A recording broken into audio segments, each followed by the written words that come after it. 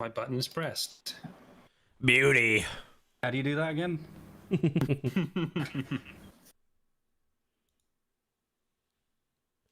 Oh wow, and with some super sad music. Why? Not how you start. We're not dead yet. Hello, Hang everyone. on. Welcome to the Yeah. Excited stream. I'll shut up now. What are you? Hey, what? What's going on? Something's weird. Something's real weird. So I hit start stream on YouTube, right? Mm-hmm. And the preview window that it gives me is showing my holds, like my starting soon screen. Huh. But that's not what I have open. That's I really have the weird. game table open. You didn't Um, accidentally open a wrong scene or something, or like No. weird. It's really weird. It says I have an excellent connection, but it's not actually showing what's going on in my preview. YouTube is having problems. Well, You guys are- YouTube started a stream for us the other day when we were both asleep. Oh my god, yeah. Yeah, just Oh. I think Wasted, you were okay. in the chat for that, weren't you? Yep, I was there for that. I was like, "There's nothing I can do, guys. I wish there was." But... It was 5:30 in the morning. Charlie and I were both asleep. And yeah, it decided that it should stream for us. I'm just gonna hit the go live button and see what it does. Hope for the best. Yeah. Let's see if they can see us. I'm pushing the button. No, I hung around for long enough to make sure that it wasn't anything malicious. Yeah, but- I really appreciate that. I meant to tell you. Thank you. Someone did grab the chats from that Wasted, so there's a record of that in the EcksToo Discord. A record of you We're being a live. good guy. It fixed it. Okay. Good job, YouTube. Nice. You got there eventually. I just had to Yay! do the Indiana Jones thing and just dive off the cliff and hope for Ghost the in best. the Machine, I think. That was weird. Anyways, hey everybody, welcome back to Tabletop Star Wars with myself, Captain Shaq, as the GM. We've got Eckhartsladder on the left of my GM screen here. What's up, man? How is it going? I'm doing very well. Oh man, you guys must be exhausted after all the tournament stuff. I mean, I missed most of it yesterday. I had my wife had an appointment, so I was with my newborn. So I'm exhausted for a different reason. Oh, so you weren't in it yesterday. If you guys don't know, they're doing what's the tournament called now? The Calrissian Cup. Calrissian Cup for the Squadrons. I was in 3 games, Tournament. but the other Very guys cool. were in 10. And then Charlie basically casted we didn't make the final 16, although I'm still very happy with our performance. But Charlie basically co-streamed it today, so he Nice. especially has been very busy. Very cool. You guys, of course, can find that over on, I'm guessing, EcksToo for that one. Yeah. Right? Yeah. Yeah. And let me go around the table a little bit more. So we got Corey from CoreyLoses. What's up, man? Hey, I'm good. I didn't do anything for a tournament today, so I'm very well rested and refreshed and ready to carry Charlie's charred corpse out of this facility. Oh no. Yeah. Oh boy. That was a thing that happened last week. We'll get into the recap in just a minute because that was rough. We've been talking about that over on the Discord all week. We'd be like, oh man, just let her burn. Anyways, hey, Wasted, what's up, dude? Good evening. You guys don't know that's Wasted from Wasted Space playing Saren Varga. You can get there. I'll get there. This is one of I'm the afraid. four. I gotta get out of the gear of our other campaign and into this one because we've been playing them really close to each other, which is kind of rough. And then Charlie, what's up, man? I'm doing good, my man. How about you? Pretty good. I've been ready. I've been excited for this. Yeah, same here, same here. I am changing into my pajama bottoms, though. Make sure the face Timing. cam is off, Charlie. You're too- Or start Yep. charging people to watch at least. it's not. Well, it's not on this side, so you do what you do, man. All right, everyone, welcome back to Star Wars Tabletop. If you don't know what we're playing, this is the Fantasy Flight Games rule set. It's, of course, modified to our own liking here and there. A lot of it's vanilla. So if you've ever played it, you'll see a lot of what's going on. You kind of get what's happening. I recommend the system. It's pretty good. We're pretty far into this. And we're about to do our recap and jump right into it. But I know we had a lot of questions in the comments of the last one asking, what system is this? And on top of that, what do I use for the table? We are all sitting around this custom table, textured by a few of our guys over on the Discord, over the Armcode Discord, which is pretty sweet. And then the rest of it here is stuff off of the workshop, more or less, or made by community members. But this is all in Tabletop Simulator, which You don't have to use it. You can play on like Roll20 is an option. You don't even need a virtual tabletop. You can actually play just over Discord using dice rolling apps. But I like it. It works for us. Make cool maps. We don't trust I've done a our couple friends. videos. But I mean, you can make cool maps on all kinds of stuff where you don't even need them. You can play Theater of the Mind if you want. It works just as well. But all right. I think you guys need anything? You got everything on your sides of the table? Any questions or concerns before we get started? The pajamas are on. Pajama bottoms are on. That's the sign that we're ready for tabletop. Yes. Normally it's beard pizza, but here it's pajama bottoms, I guess. I love them.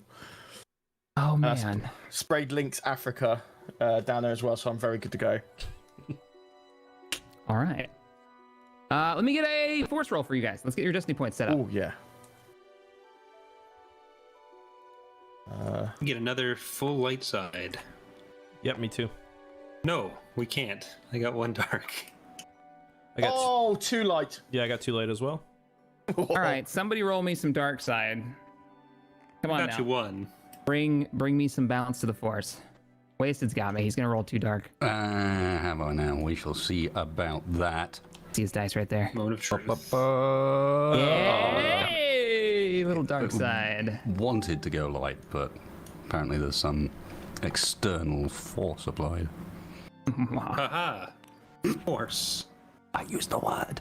He did the You did thing. Get behind my GM screen, so.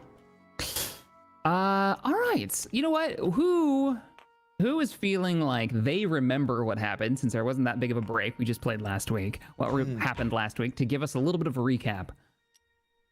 I was burnt as a corpse in the corner of the room with the child. Well, you're not dead. You're not No. quite a corpse yet. But Saren Pretty- was having a. Oh, sorry, go on. No, you're fine. You're fine. Please go on. Darren was having a little talk with the 2 Imperial lads in the Lambert shuttle, and Eck and Corey were talking to someone in the control room. Technician. Technician, yeah. That's all. Does anyone want to finish off what from me? So basically, our mission towards the base was fairly successful. We encountered some resistance. There was a pretty epic fight. Basically, we took so long dilly-dallying that all of the forces in this base kind of coordinated in one room, set fully up for defense. So how we responded to that is 3 of us went outside the door and prepared to attack, and Wasted, the absolute legend, grabbed a Lambda shuttle, pointed it towards the window, and just started blasting. The man just started blasting. And as he's starting to literally break through the wall and the ceiling, there's chunks of permacrete coming down. There's a dust filling the air, making people, making their shots miss and stuff. We bust through the door. Charlie almost immediately just gets absolutely doused by a flamethrower. The gunfight continues for some time. Eventually, Wasted actually jumps out of the shuttle, I believe. Or no, he comes back and lands it. Charlie gets nearly killed. I jump on his body.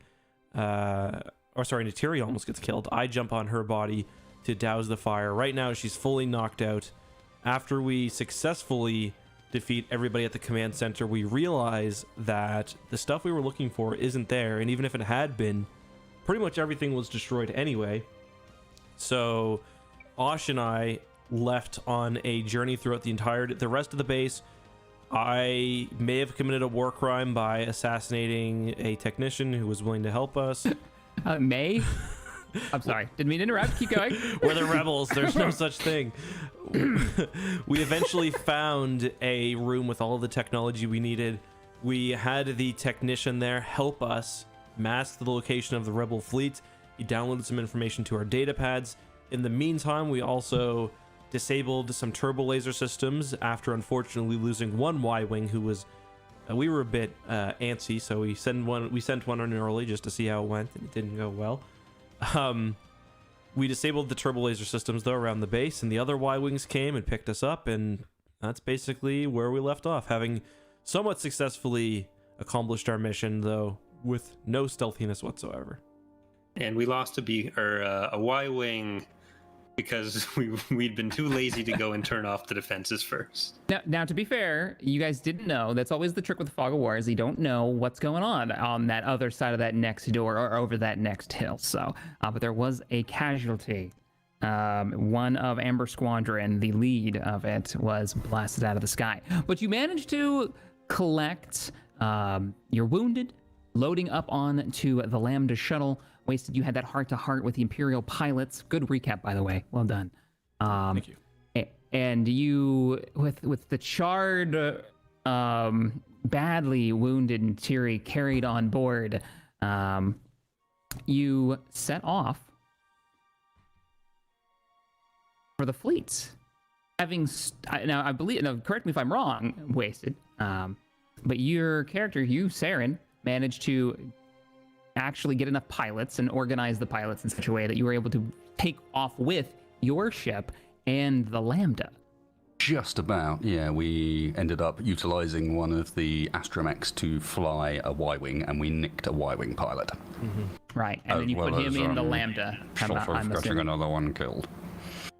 We also learned a little bit about an Imperial Citadel, where it seems like is the heart of a lot of the operations in this sector. So, Shattered Lake Citadel. yes. You did. You learned about the Shattered Lake Citadel, and you also convinced one of the technicians who was working back there, who was surprisingly just willing to work with you guys, to falsify some information, to report back to the Shattered Lake that there was a rebel fleet gathering its forces, the disparate bits of fleet here and there, and then the main one that you had seen, they had actually detected where the rebel fleet is at this moment.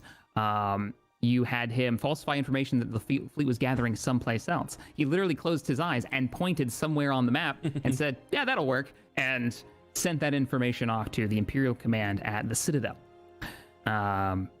Loading up, taking off. Where are you guys now that you're just breaking away from the gravity well of this, where this base was, this hub station was? Where are you heading off to now?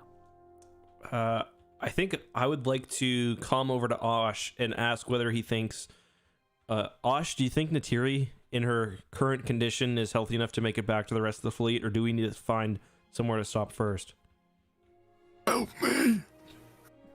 I think she'll be stable enough to return to the fleet. I don't know that there's anywhere we can go in the sector that a small task force of rebel ships is not going to attract more attention than the risk is worth. So, well, I think going home.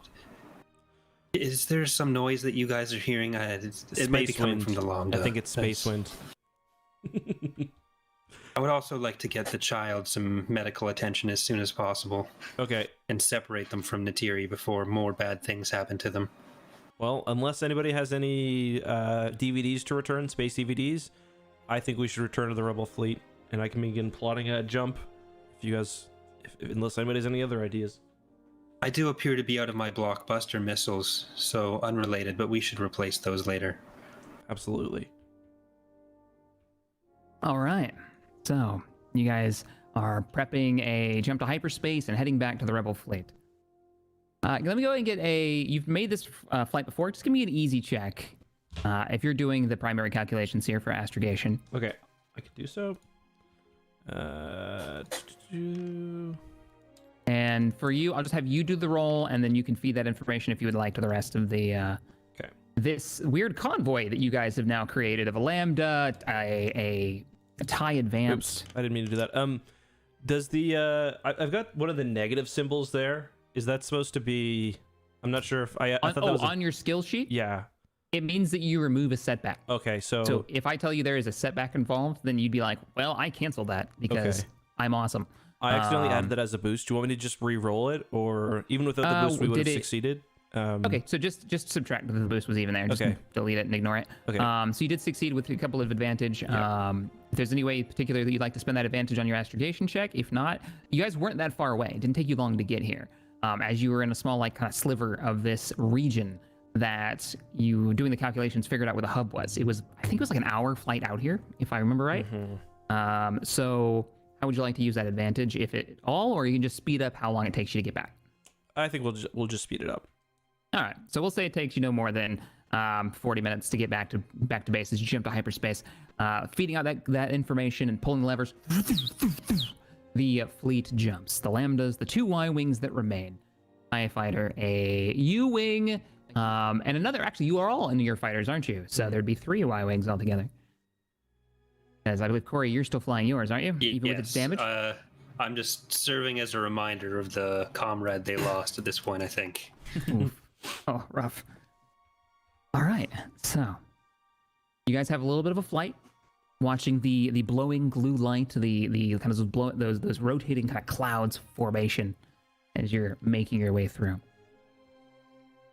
You can narrate that you arrive. If there's anything you guys want to do or have any conversations, go for it now.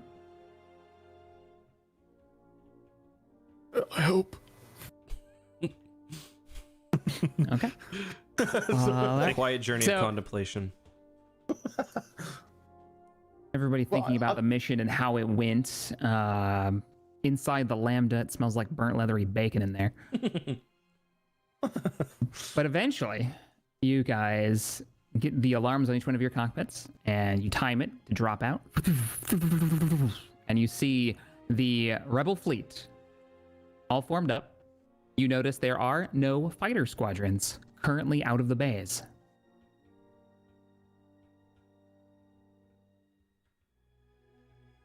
Immediately get the comm call requesting an identification. This is Twin Sun Squadron, returning from our brief mission to, I don't know what we called it, Imperial Base X364. Fair enough. So they give you clearance. All right, Twin Suns, come on in to the Nomad. Admiral wants to get a debrief as soon as possible. Before we get any debriefs, I require immediate access to a back-to-tank for 2 members of our group here. 1 squadron member and 1 extra that we've picked up. You need an emergency medical team to the hangar bay? Yes, please. All right, you're clear to land. Come on in. We'll have them waiting for you. Very appreciated. Nomad out. And they click off. You guys set a course for the Nomad. Come into that starboard side hangar bay that you've landed in before. The whole time that we're flying in, Ash is just thinking like, please don't clip anything, please don't clip anything, please don't clip anything. I will say, you managed to land no problem. It's a little bit of a tight fit for the Lambda, but it looks like they have cleared a space for you. I'm keeping an eye just on the little diving board the whole time. That's what I'm really concerned about. Diving board? What? It's the thing that Vader's standing on in Rogue One, and then you fly into it every time playing Squadrons trying to read it up. Oh, got ya. The diving. Oh, great. Now I'll be thinking about that. Wonderful. So you guys do manage to land inside the hangars. As you open up the hatches, the first thing you see, they've got a stretcher out. They've got a medical team, including the Mon Cal doctor that you, Osh, would recognize, Cirrus. Hello again. We need immediate access to at least 1 back-to-tank and someone to look at this child a bit more thoroughly. And then I indicate to the Lambda.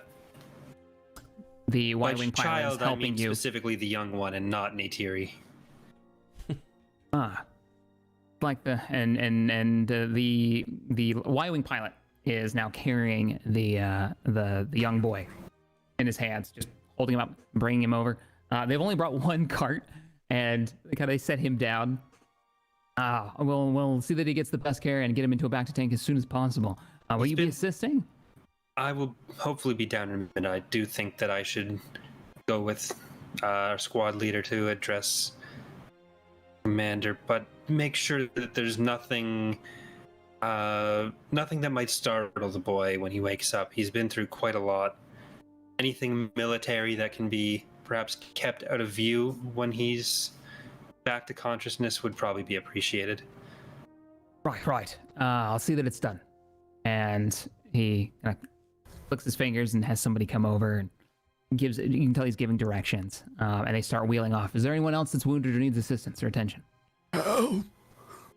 No, I think that hell was that? Neytiri here was badly burned. Immediate back to tank. Submersion is required.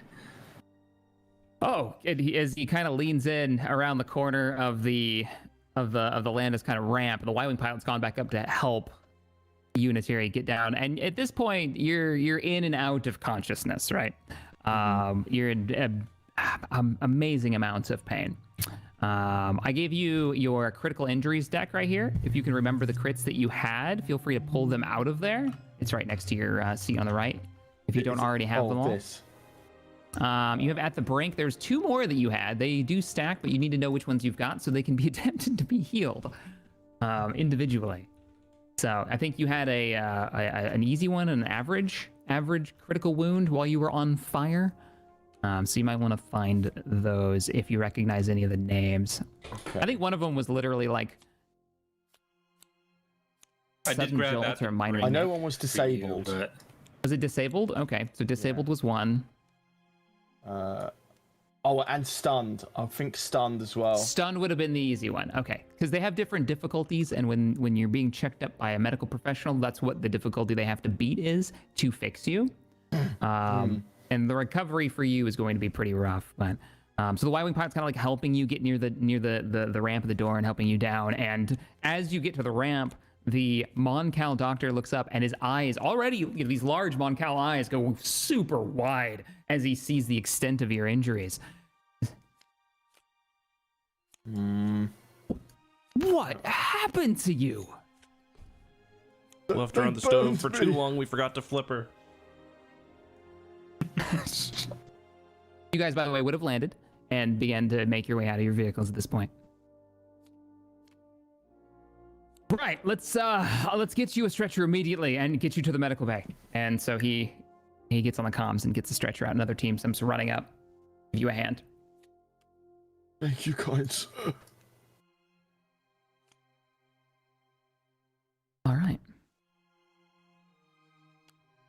Zachary, maybe if you want to handle the debriefing, I should go with them directly. Yeah, she's looking to be in pretty rough shape. Yeah, Osh goes and follows the medical team. Okay, so you follow the medical team, and what are the rest of you doing? You guys heading to the... I'm just going to look around and kind of motion us towards the bridge. While not so critically injured, I think I should probably get myself looked at. That was hardly a fun encounter. Oh, you did eat that sniper shot, didn't you? Yeah, go ahead. I think we can handle it from here. Or I can handle it from here. Well, if you're going to debrief, just remember, we've got at least partially updated coordinates for the location of the liberation. Absolutely. Make sure we find out what happened if we can.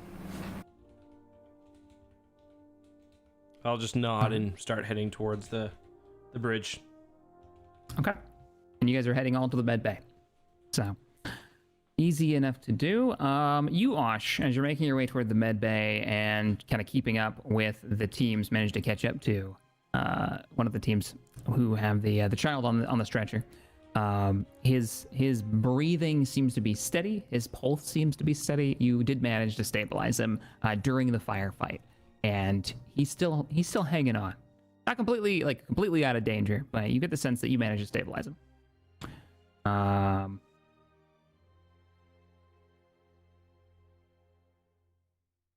Actually, then you should have done this earlier when you first kind of ran into him. Roll for me a vigilance check.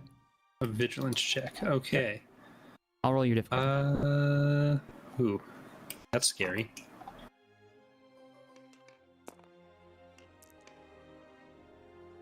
Okay.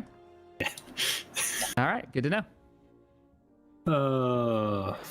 Good to know. So, making your way to the medical bay, the first thing they do is they're checking over the kid and say, okay, we're gonna work on this. The Mon Cal doctor says to you, Ash, we're gonna work on his wound, and he's got that like inner shoulder blast where the round hit him when he was on Natiri's back. This shouldn't be too much of a problem for us. We're just gonna get to work on it right away. If you would help your friend here and gestures toward Natiri, who they're already prepping for the back to submersion. This is in the same room.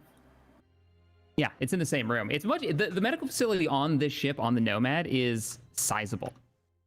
There are half a dozen back to tanks that you can see on the, like, as soon as you walk into the room on the left hand side, and then there's a break, those windows where you had seen the member of the Daggerwolf Company badly wounded in the disruptor blast that you had healed. So that's on the left hand side. On the right hand side, it's surgical tables that are spaced out. It looks like this is a place where they've been working on triage and immediate, like, operating room for a large number of infantry. Like, this is a base of operations from medical staff. All right. Okay, so I will get to work getting Natiri into the back to tank. I do have the back to specialist thing, which patrons recover 1 additional wound per rank of back to specialist when they recover wounds from back to tank or long-term care. So, however, that's going to factor in. Okay, so get here's slightly less crispy, slightly faster. It's good. It's real good. So this is how this works. In a back to tank, when you're conscious, right, you haven't been knocked down to negative health, you heal at 1 point per hour of health in a back to tank. If you're unconscious, though, you only heal 1 point every 6 hours. Oh.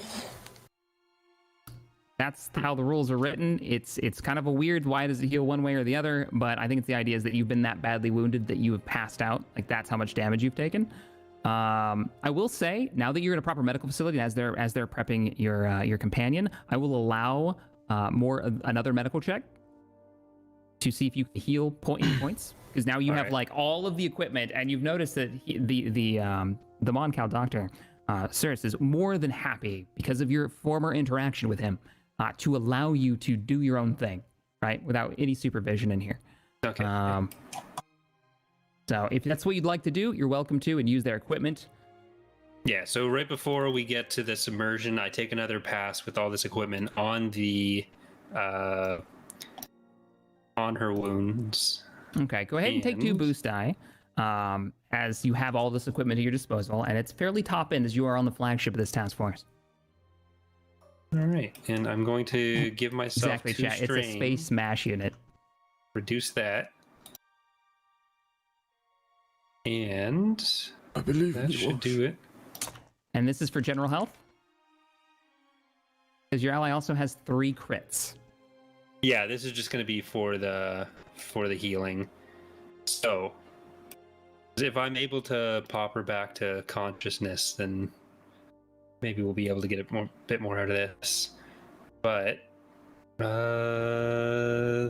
that increases. Where's that? No. My extra healing thing. Surgeon. There it is. 3 ranks of surgeon. So that's 3 extra wounds.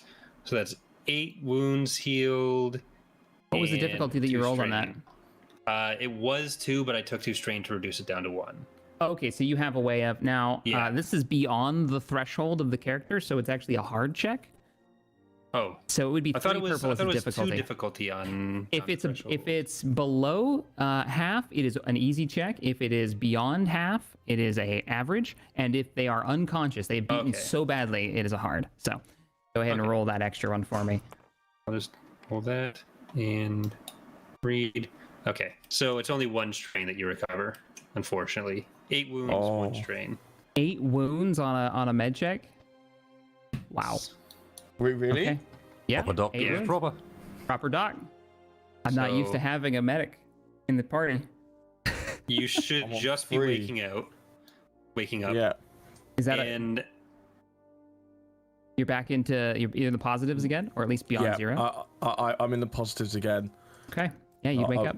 I'm as she's waking up, I quickly sedate her and then start putting her in the back of the tank. So that was it. I was just a.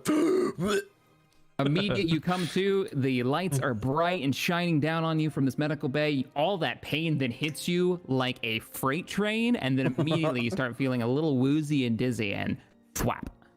Oh, I was so close to he was like slightly leaning towards a triumph there too. What would happen on a triumph? On a triumph, You actually, that's a good question. Let's see. On a triumph, on a medical check, you can. Oh, you get to cure a, Like an easy critical injury. crit.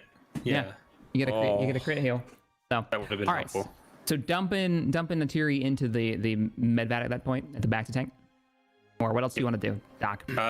Yeah, I'm just putting her in the back to tank, and then I'm gonna quickly just check on how Saren's doing and how the child's doing.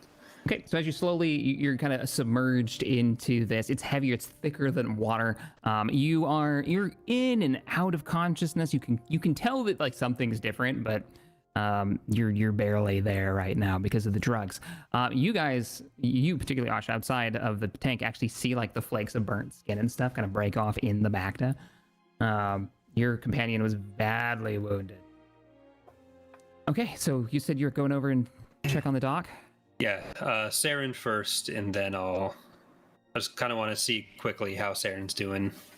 Yeah, as you finish up what you're doing here, the doors open and Saren walks in with that, even as badly wounded he is, that kind of stoic, not in any kind of hurry, though you've seen how he kind of handles himself. The doors open. How are you feeling? Nothing too critical, but took a nasty blast from that sniper. And he'll pull back his jacket to reveal a somewhat laser cauterized, but hole up near one of his shoulders. I can take a look at that if you'd like, or if you'd prefer to just go with one of these, I'm sure, very capable doctors. No, I think I'd rather go with someone I trust. And he'll start to take off his sort of long cloak. All right. You are significantly above your threshold, I think? Yes, I am. I'm Okay. super easy. It's the crit that is my concern. So I'm going to try to get the crit. Does that change the roll? Is it an easy crit you got there? Depends on the my you crit got. is an average. It's average. All right. And I'm going to downgrade that with Master Doctor. Does that it's take once strain per or anything? round. Yeah, it costs 2 strain, but it's once per round, so I'll let Okay. you... You're fine. You're fine. As For not he, structured time. Starts to obviously take off the coat that he wears, and this will be the first time that long collared coat is no longer covering the tattoo on his neck. And as you get a look at it, it's no longer sort of obscured. You can see it is an elongated triangle facing downwards, somewhat like perhaps the bottom half of a Calrissian station, but made up of smaller geometric shapes that go down the side of his neck onto just above where his shoulder blades are. Interesting tattoo. Now if you look kindly that way and cough. So we got 5 success, 1 threat, 1 triumph. Oh, and I get an automatic advantage on that, so that cancels out the threat. Okay. Cancels out the threat.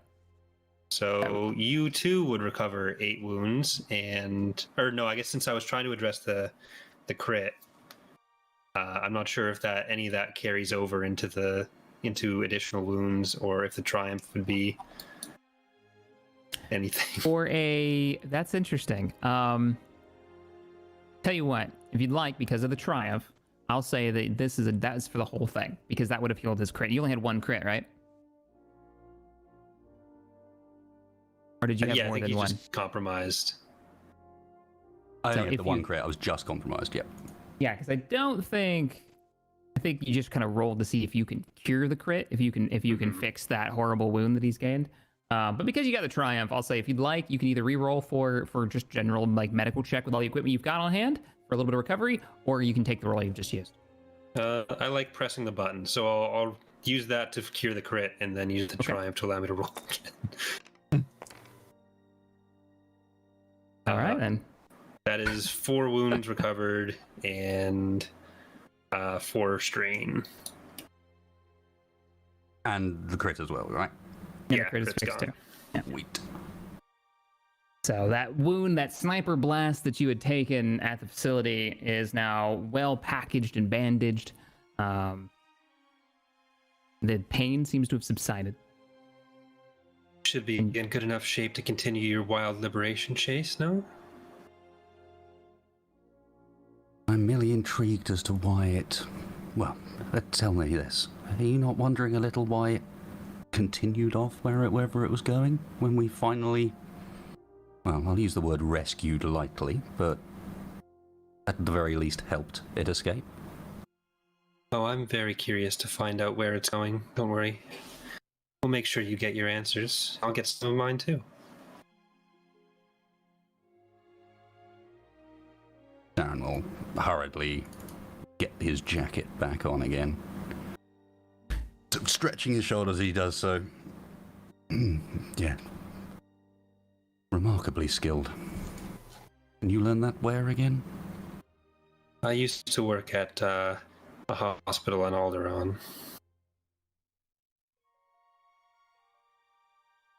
A lot of opportunities to find out about different species biology, anatomy.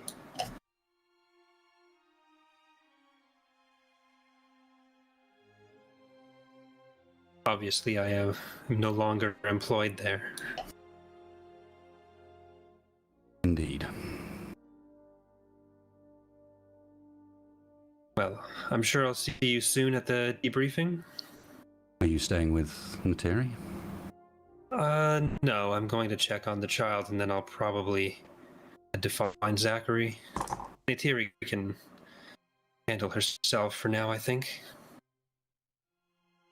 Just give out a gurgle in the back of the tank. Clearly, I didn't use enough Floating sedative. I go over and I kind of like increased. Lights out, Natiri. The Lights bubbles out. get slower. This is the best ever, you think? And while you turn that up and while you're getting your coat on, you hear this tiny little oh, and it seems that the child's woken up.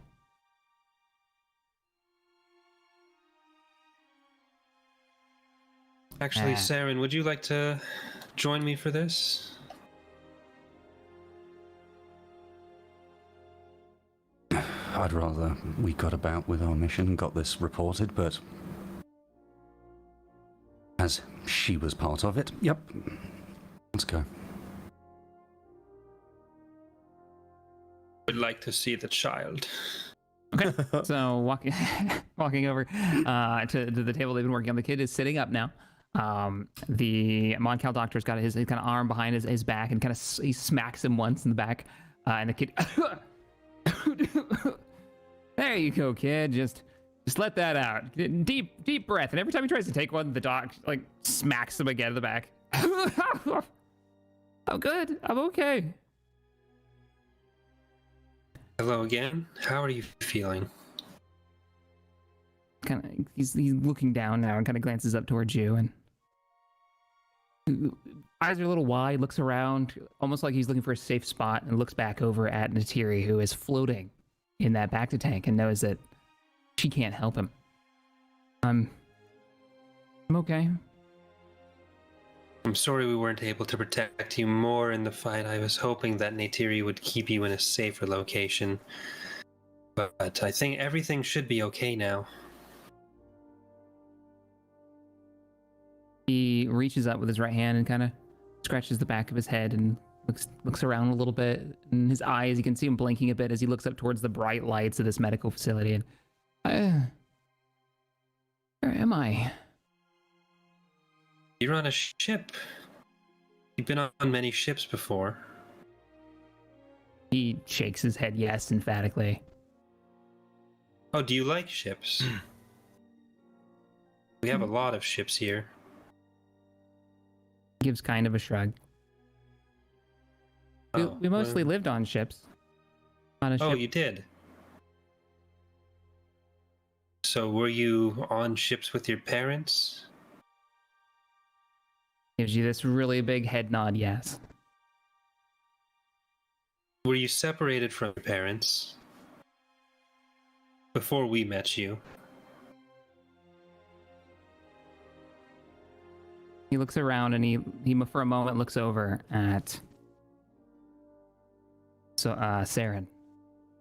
I kind of side-eyed looks at it for a moment and looks around at the strange doctor that's been healing him, and then you with no facial expression. The ones in the armor came, and my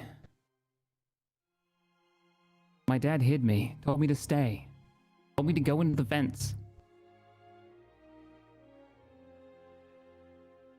Said they'd come for me. Or I was supposed to go to the comms. If they didn't, I was supposed to hide.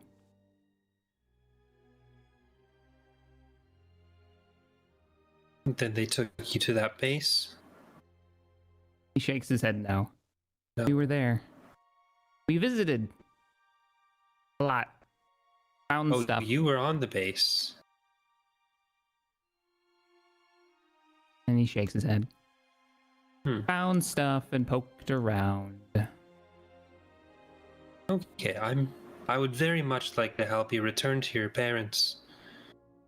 So this nice doctor here, and I pointed to Mon Calamari, is going to look after you for a while. But soon I'll be back, and I'll be able to maybe make sure that Neytiri over there is going to be okay as well. And then we can have a nice chat and see if we're going to be able to, or how quickly we'll be able to get you back to your family. Do you like that? Roll for me as you're chatting with this child and trying to be as friendly as you can, trying to get the kid to kind of open up to you, and to get him out of this obvious like fear that he has. I want you to roll for me a charm check. I'm gonna say with a disadvantage, as you have literally no facial expression whatsoever. So a setback? So that'll be a setback. But because of how well Neytiri rolled, and that she is in the room, maybe mostly unconscious, it'll only be an easy check, or it'll be an easy check. So 1 purple. You can get him to open up to you. I almost had a full wash there. 0 success, 1 threat. Okay.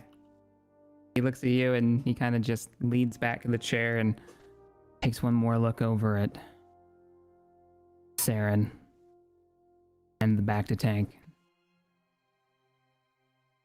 Doesn't say anything. Well, I was always told my bedside manner could use some work. Well, we'll be back later. Have a good rest. That's what you need.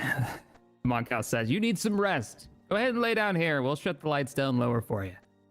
Why did Rest the up, kid. Imperials keep you alive? Why did they have you in that prison? Apparently, I'm not the only one who needs better bedside manner, and I give Saren a... It would be a kind of stern look if I was capable of looking like anything, but...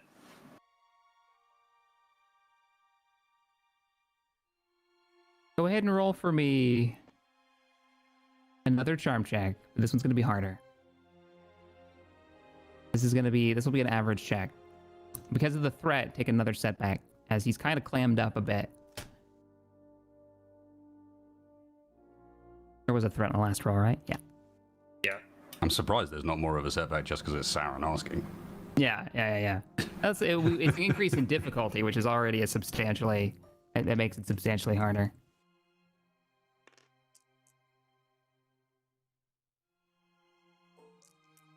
Like the 2 least reassuring people in the universe.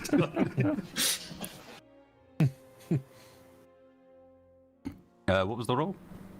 It'll be an average with a setback. Okay, just checking.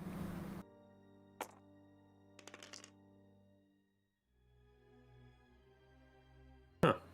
Okay, interesting. Kid kind of sternly looks at you. They said I wasn't worth another trip. They'd take me when they were ready to head back. Thought they might take me to my family. Take me somewhere.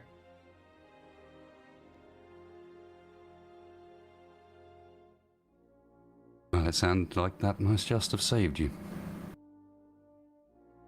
And Sauron will turn and walk off. Okay. I follow him. All right.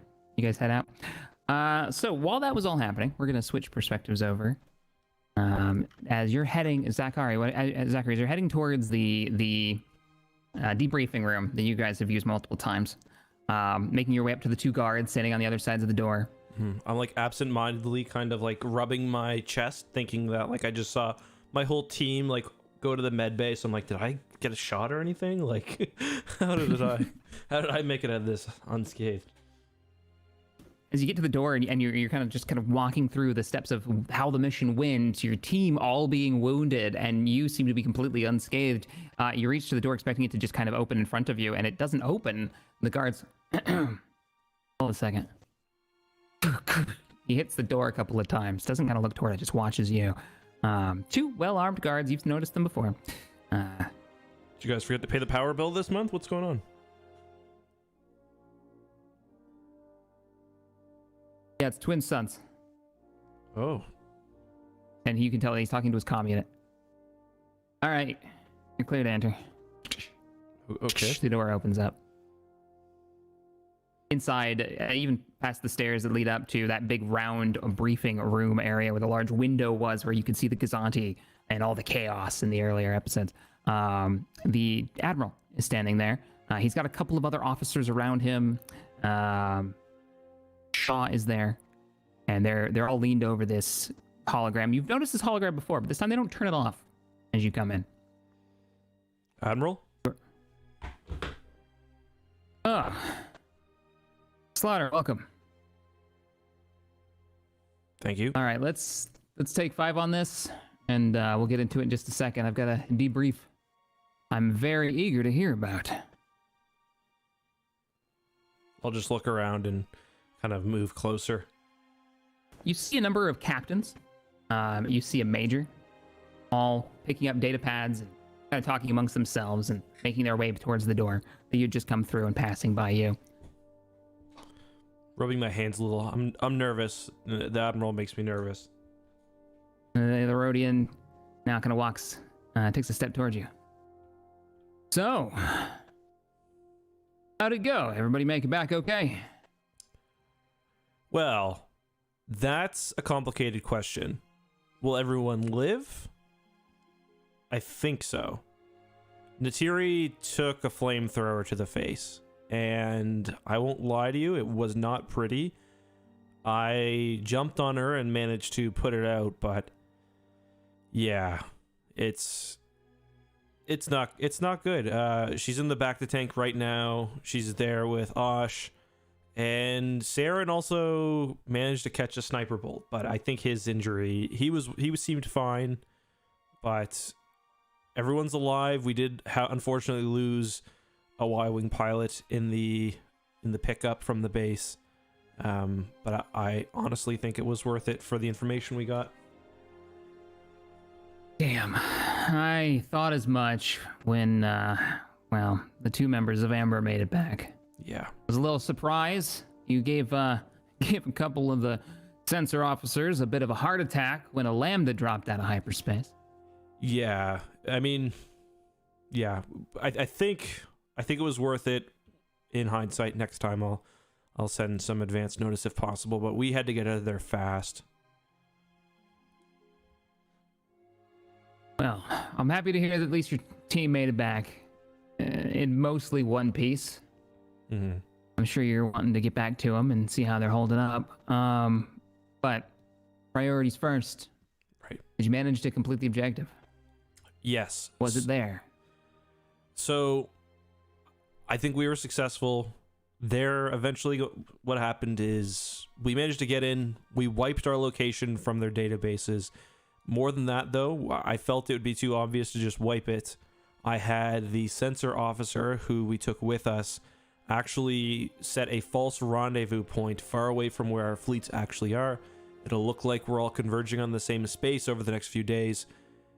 That won't hold forever, but I mean, it was better than just wiping the data, which obviously would have indicated something is up. But additionally, I also set the turbo lasers up. So they'll be auto-firing on their own ships. Again, that won't stop them forever, but it will at least keep the base a bit more secure.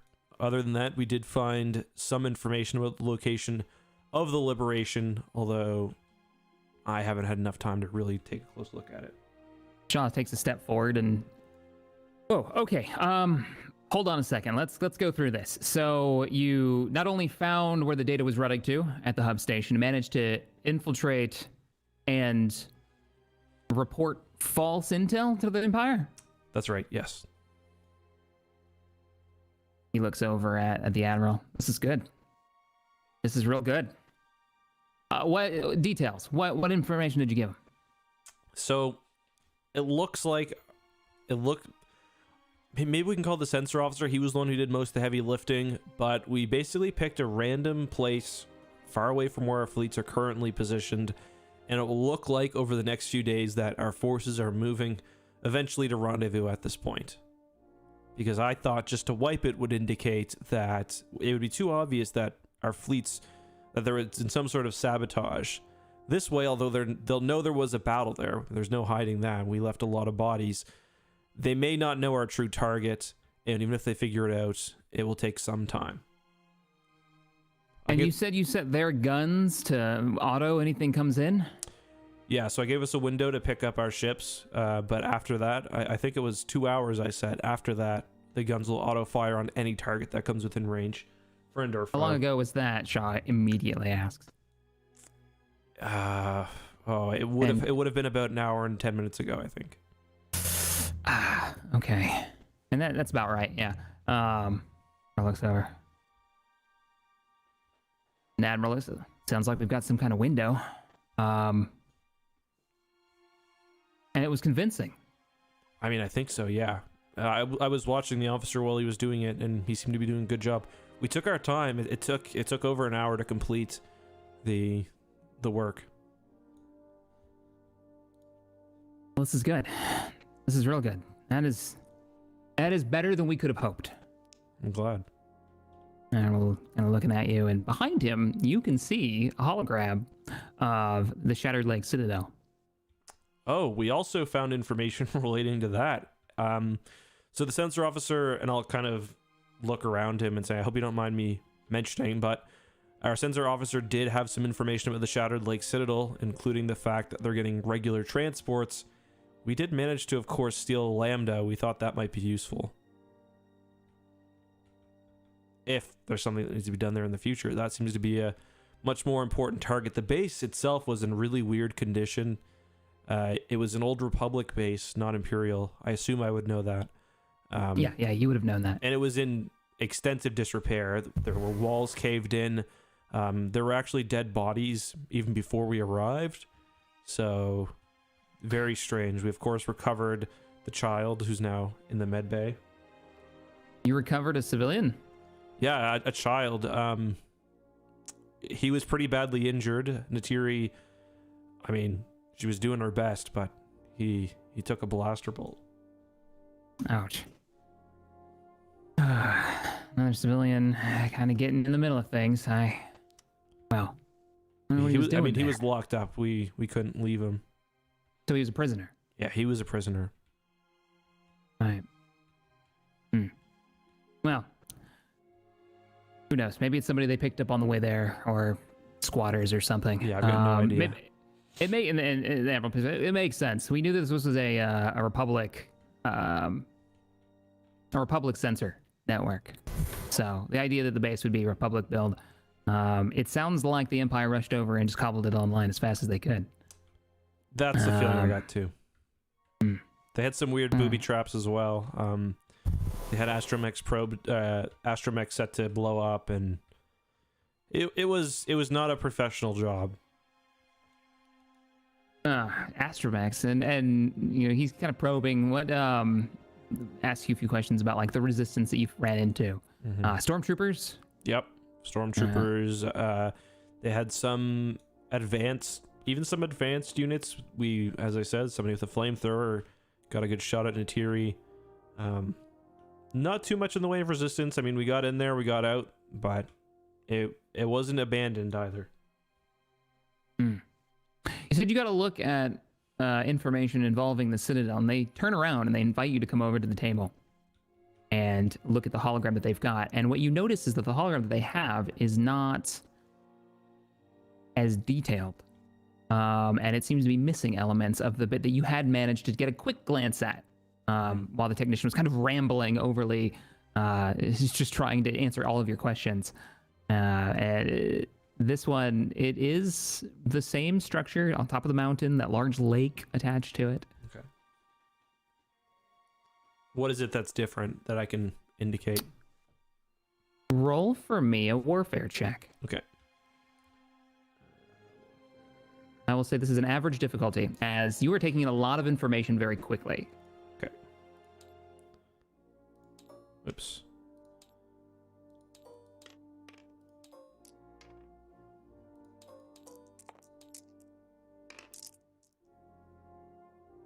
Okay, 1 success, 1 threat.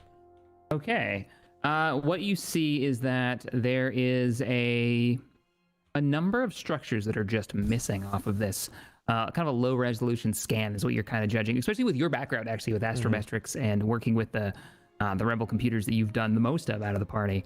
There seem to be structures missing. There's a few temporary structures that would indicate a number of ground forces have been stationed inside this inside this, like, almost this large fortress, large wall surrounding it. Turbo lasers have been built up. In the images that you see here, one of the turbo lasers are still under construction. Okay. Admiral, can I get a closer look at that? Sorry. He indicates, yeah, absolutely, and blows it up for you so you can get closer in on it.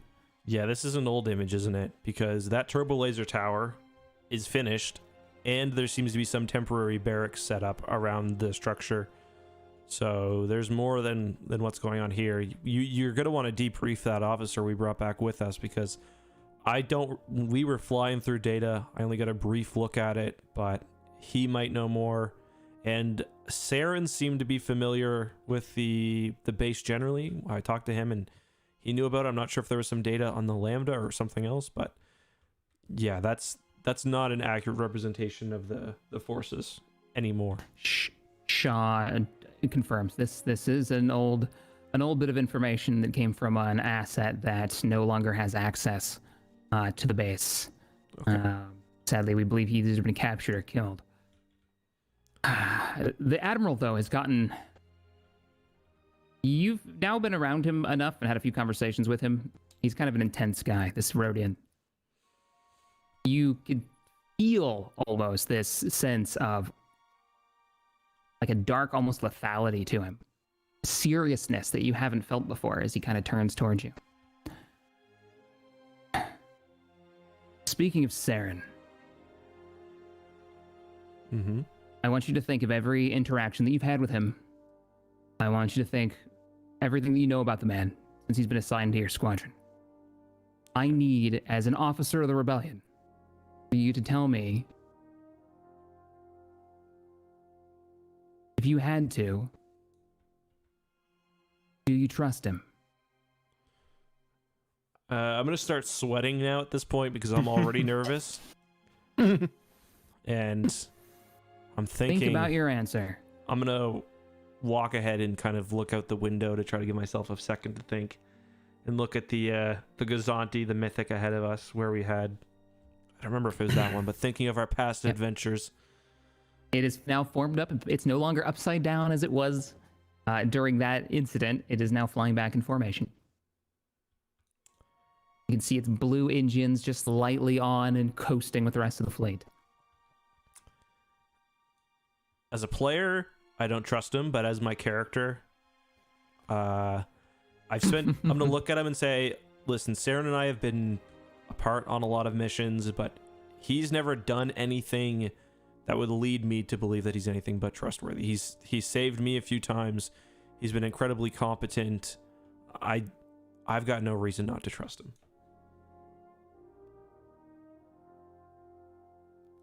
Admiral turns towards Shaw. Shaw shakes his head with a little shrug. That's good enough for me. All right, then.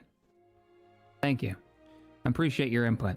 I'm gonna reach into my pocket and hand him the data pad as well that I had taken off the computer. I'm gonna say I'm not sure what we got captured on this, but I had the tech try to download as much information as we can. There was a lot. It may just be astrogational data, but there may be something about the Citadel as well. He hands it over to Shaw. Shaw takes, grabs it and, all right, I'll get this into the computer right away. See if we can get a better look at this. See what we've got. And that, we'll say, is the information that tech kind of was able to gather for you. Okay. He is an asset on the ship if you do need to reference him. But for like everything that you asked him to grab and download, he did manage to do. All right. At this point, I will say, unless there's anything else you wanted to say to the Admiral. No, I'm still very nervous, so I'm not going to give anything unless prompted. So Shaw starts to work at getting that information kind of organized and displayed. And you can actually watch as that hologram gets a little bit more and a little bit more clear. More information starting to pop up, and you can see he's making corrections. The Saren and Osh, you guys were heading back to the bridge? Yeah, that's the same debriefing room that Zachary's in. Okay. Saren would initially try and head or find out where the Imperial pilots we brought abroad had been taken. Oh, okay. Yeah. So with the letting them know who they are, a security team would have picked them up. So you would find them in, at this point, getting set up to be put into cells on board. They're heading toward the brig.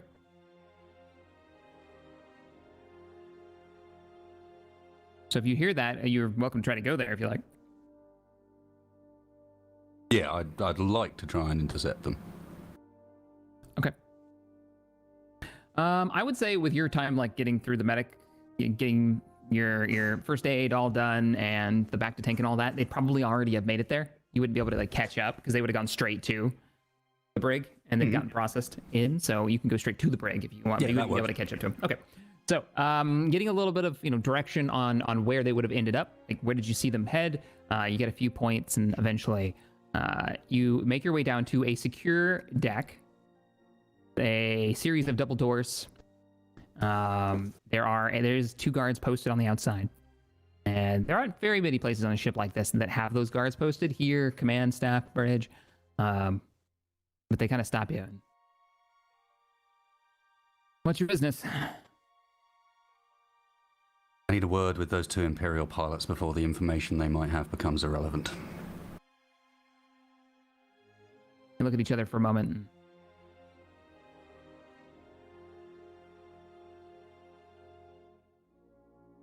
Preferably the younger one. He seemed a little more willing.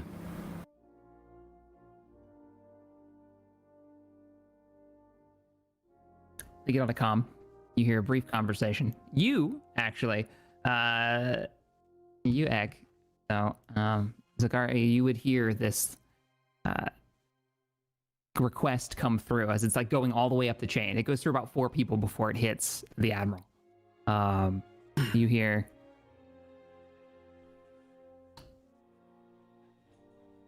One of the twin sons, the Saren, is requesting permission to talk to captured prisoners from the last mission. Admiral looks over at you, Zach. I'm just gonna nod. Yeah, let him. Back down through the chain, comes to you. All right, get on in. Opens the door for you. As you make your way in, there are 2 energy fields on the right-hand side, and then as you kind of get around part of the wall, you can see 2 energy fields on the left-hand side. There are prisoners. On the left-hand side, there are 5 prisoners. They're obviously Imperials of some kind. Forward, there looks like people in more spacer clothing, the normal jackets, kind of what normally cold weather gear, but you can tell it's more meant for like crews of a ship of some kind. One of them you immediately recognize as a member of the Mythic. On the right-hand side, both pilots by themselves, black uniforms, no helmets. Their gear's kind of been stripped, just their jumpsuits. Young one glances up and looks at you and... Gives an elbow to the vet that's in there. There's also a security guard on the inside sitting behind a desk, kind of towards the back wall, keeping an eye on things. Hey, make it quick. I'm still getting them processed. The guard says. This won't take long. Thank you. Yep. Walking over to the two pilots in the corner, standing in such a way that I'm facing towards them and my back is towards anybody else that might be in the room. Okay. I imagine at this point this feels no different to how you might be treated by the other side, but I suspect you might find things further down the line a little different. Did not deceive you. Now you have one piece of information that I need. Where was that Lambda, your shuttle, due to fly next? And when?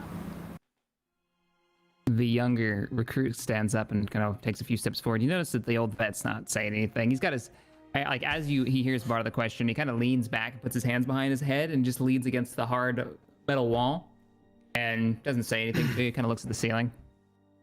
But the young one gets up and walks towards you and, our next destination?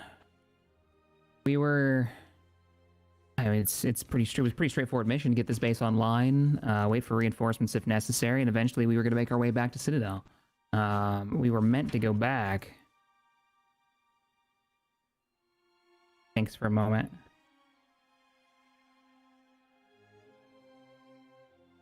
We were meant to go back and swap out with the other squad within a few hours. Citadel's not far. At least not far from the hub. Looks around the cell. He does not know where he is right now. Few hours. Is it ever common for you to be delayed on your journey? Oh, yeah. I mean, when we're moving the EcksToo, for sure. Scout group's always got some weird-ass mission to do. So they'll get held up for engineering issues. They'll get held up because they're... whatever their op is. It's kind of more of a range. You get a little bit more freedom than most.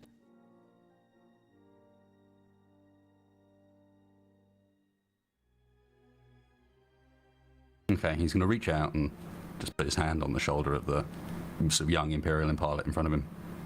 And it's kind of like between the energy like beams that are going down. You do that. Yeah, if I can get it through there. Yeah. You can get it. You can get it through. You're just carefully doing it. And he's, if you don't mind me asking, why?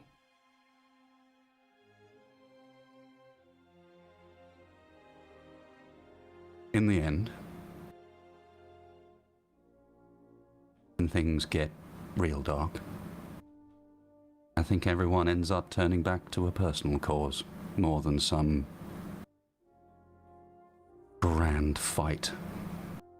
A man halfway across the universe. At some point, something happens and you gotta say no.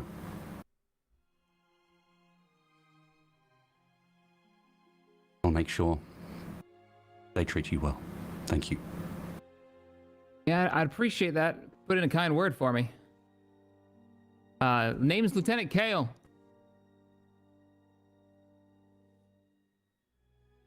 Thank you, Lieutenant. Name's Saren. He looks at you. Hang on a second.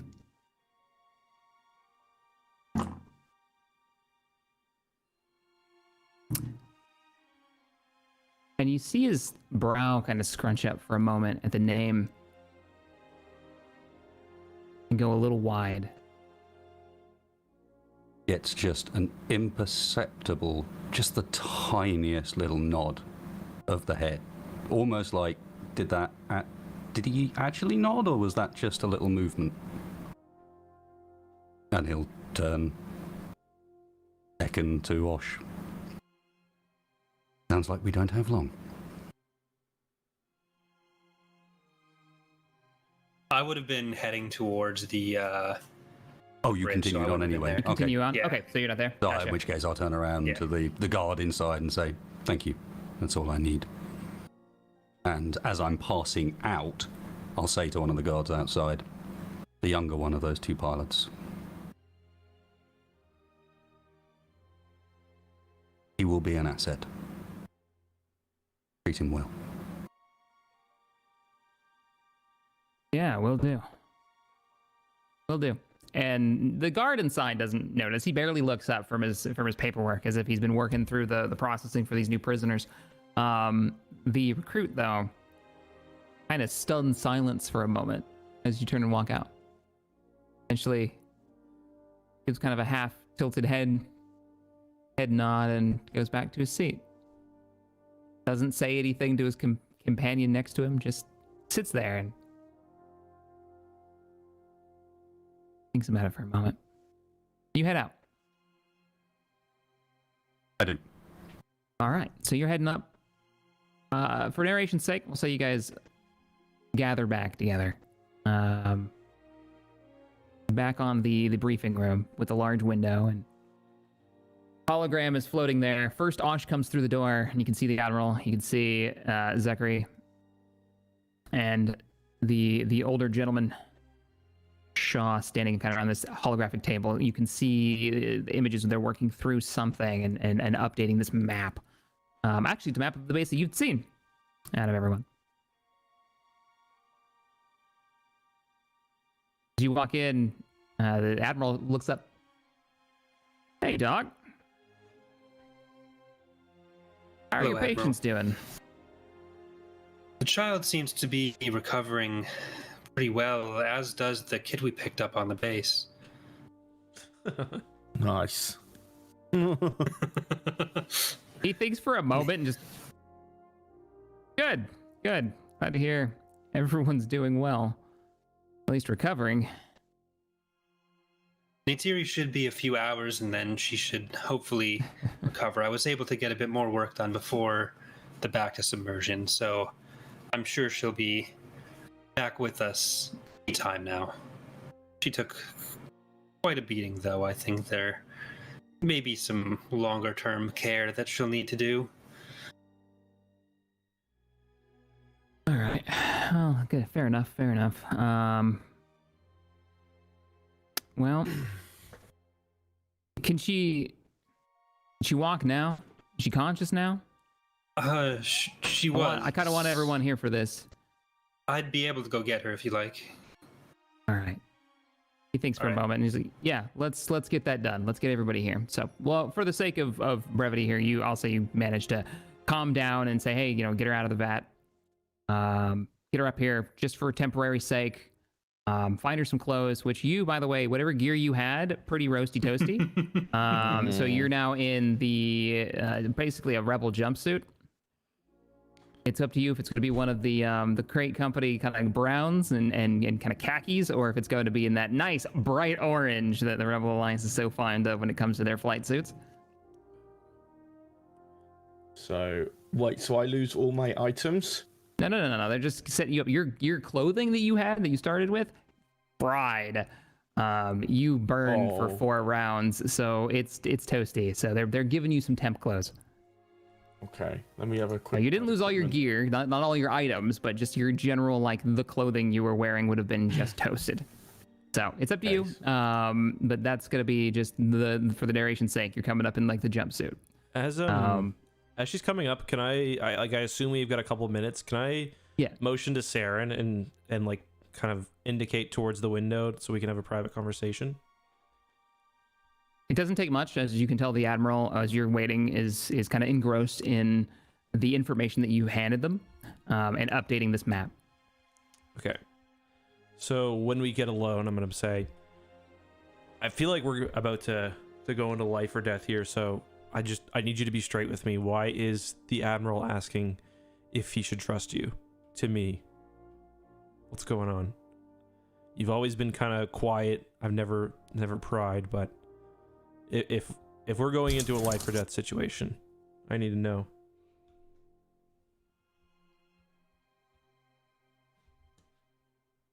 He's going to look at you for an uncomfortable length of time, not saying anything. Just reading your face. I'm going to look away, probably.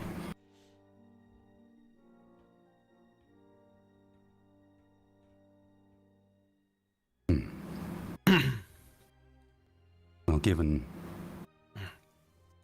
I suspect it's not long before you know enough, at the very least.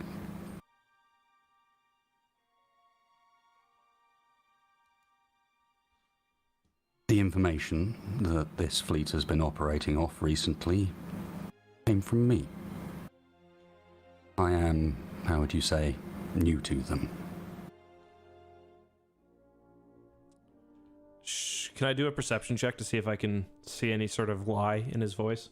Or if I think he's withholding anything? Can absolutely do not a perception check. There's one. For I think this- it's cool, isn't it? It's a Yeah, weird one. this would be cool. Yeah, this one's gonna be cool. Against one of his rolls, I assume. Yeah, one of his rolls, you won't know what it is. Okay. So you roll what is appropriate for you, and you know what I'm talking about. I got two success. Okay. And if you don't have like dice that you can't roll off table, I can roll for you. If you want to just PM me. Basically, if anyone's confused, like what's going on here, if say he's not lying or he is lying, there's no way for the player to know that.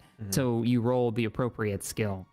And if you knew what skill he was rolling, then you would know. And we don't want to give that away.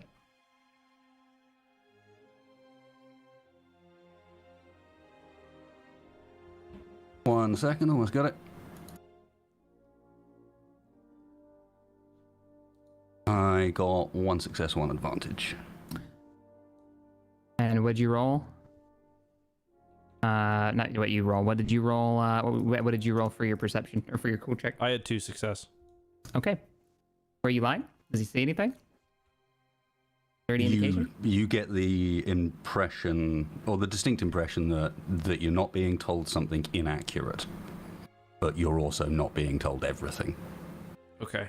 And is that it? So is that my character says, is that it? Is there more like what is going on here? Because we're about to fly into I assume the Admiral's about to tell us to fly into this turbo laser ridden stormtrooper filled castle of death, so I think I deserve to know. I'd say your description is at least mostly accurate, being as that was where I was stationed. Okay, that explains a lot. And I kind of look at the Admiral and look back at him. And do they know that? That is a very good question. Possibly. By this point. Probably. I did what I could.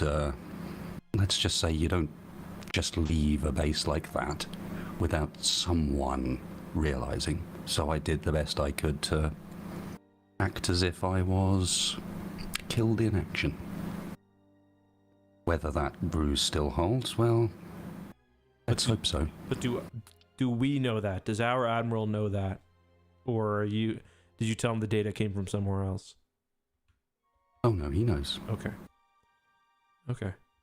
So is this personal? It's very hard or... to get full credibility when you don't really have much of a backstory, right? Right. I don't care for what it's worth. I'm here for personal reasons. Have you been a big Rebel fan all along, or are you here for personal reasons? At this point, Darren's he's been fairly stoic expression still, you know, unmoving face. At this point, there's a noticeable tightening of the eyebrows, and we do what we do for our own reasons. And if you would be so kind, I would rather leave it there. All right. I accept that because And I've he got reaches up and strokes the side of his neck. Okay. I'll look at him and I'll just kind of be quiet for a minute. I'll say, I accept that. I get that. And then I'm just gonna say, all right, I I will tell you this: you don't make the decisions I have made and then expect to go back on it. I'm You starting to get can, uncomfortable for at this what point. it's worth. You can trust me. Saren's intensity is just like really starting to make me sweat. So I'm like looking for an out on the conversation. So I'm like, okay, I appreciate that, Saren. I trust you. You've got me convinced. As long as we're all on the same side, that's really all I care about. And I'm glad I told the Admiral, by the way, that you're trustworthy. You get a noticeable raised eyebrows, sort of sudden surprise from that. And then a sigh. What? Oh, really? You surprised I'm naive or surprised he asked? So that had nothing to do with you. Okay. Should we get back to it? Natsiri, Mm-hmm. as you are getting into your new bright orange Rebel flight suit, you feel this like tug, right? So you're just kind of like getting your gear and trying to figure out like, where am I going to put my pack? This is weird. This isn't my clothes. And trying to dry off. You get this tug on the side of like the shoulder, a bit of the cloth, and it is the young boy.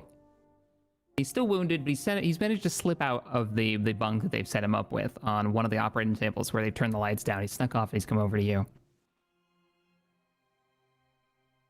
How long have you been here? He looks around the large medical bay. This is big open room. The bubbling tanks behind you. A while? How long has it been? You were floating for a bit. They bandaged you up and they cleared those wounds of yours. Right, okay. Well, that's Pokes, useful. like where the crispiest part was that he saw. Does that hurt? I raise a fist. Thank God. Don't He you takes a step dare back. touch me! I'm sorry. It hurts. Can I do a perception check?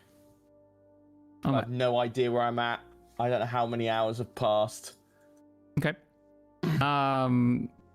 Yeah. Go ahead and do a perception check around the room. See if you can get a kind of an idea. See if you can see like a timekeeping device. I'll say it's easy check.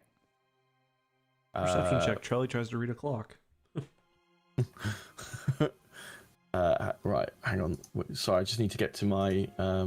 You seem like you're being relatively ignored by some of the droids that were helping you out of the tank and kind of, venting it to get you out of there. They've folded some clothes and left them for you. So But the where's doctor isn't there right now. skills? Oh, there we go. Sorry. Perception. Where are your skills? Yeah, sorry. I'm on the app here. I apologize. I get no worries. Where's the Where's the perception check on skills? It's a skill, yeah. Perception. Yeah, skills, and then it. Oh yeah. Wow, I'm an idiot. Alphabetical. Okay. All right, so an easy check. So just one difficulty. Just one difficulty.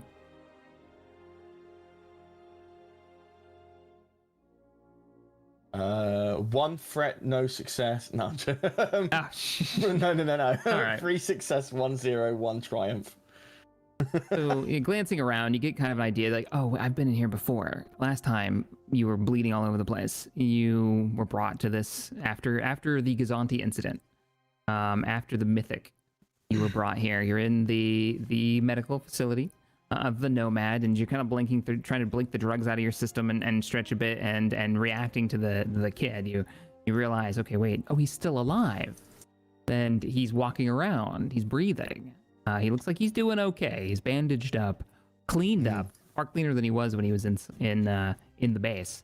The lights have been dimmed. You get the sense that maybe it's evening. It's probably been at least a few hours. But the kid kind of looks up to you, and you get the sense that the kid has trusted you more than anybody else.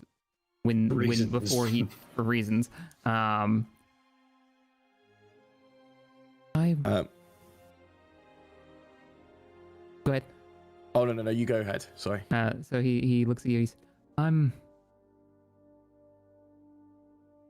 if I'm lost, I'm supposed to give this.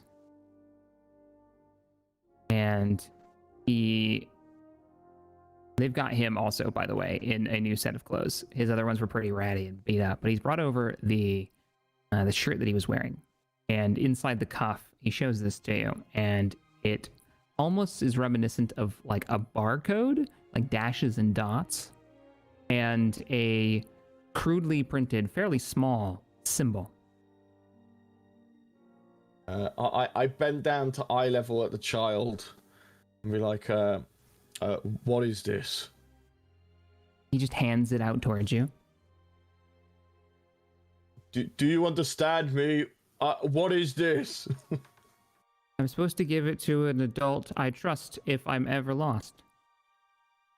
Well, I can safely say you're in the wrong place. He slowly pulls the sleeve back and kind of hugs it. I'd be like, He says, Dad told me to.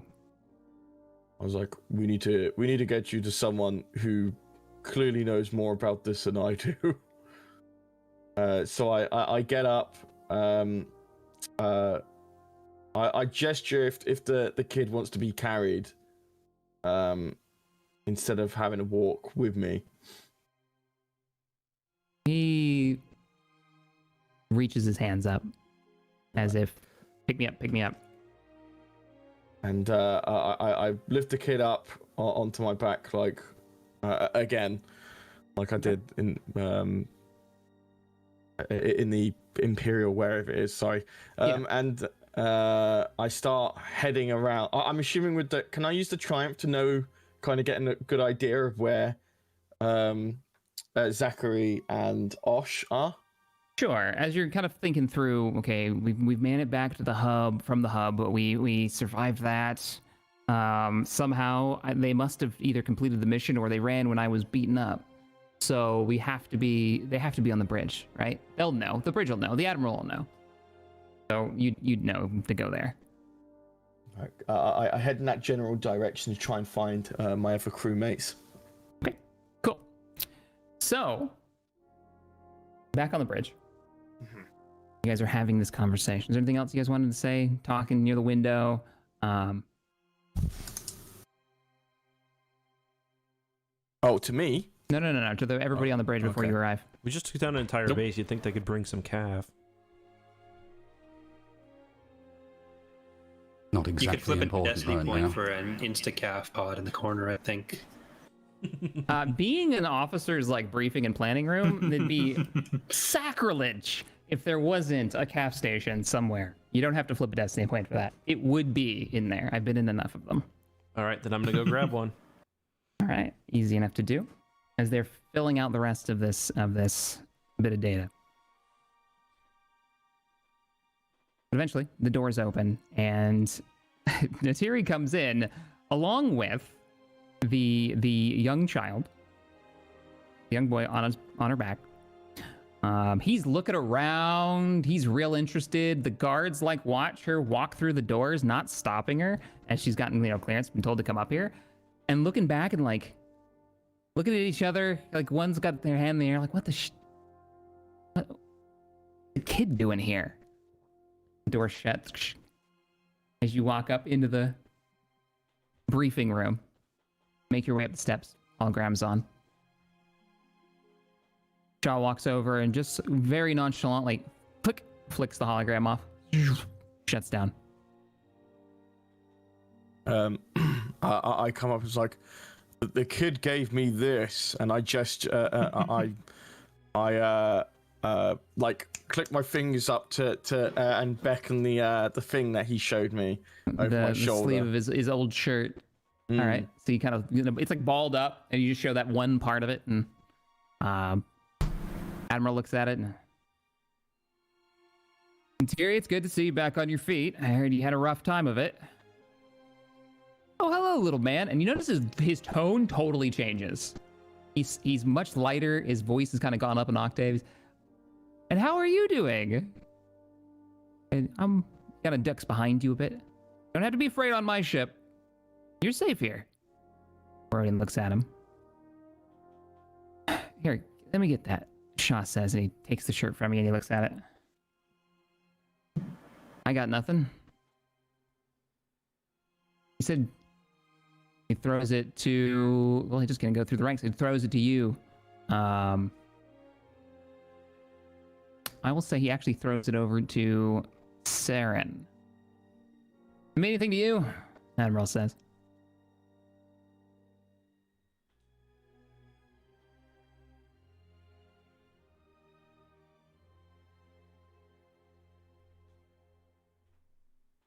And here is what it looks like.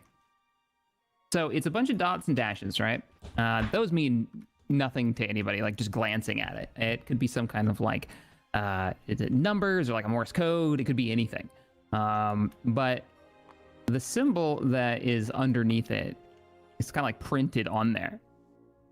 It's quite small, is this. And it is in this like dotted, almost like scanned and poorly printed.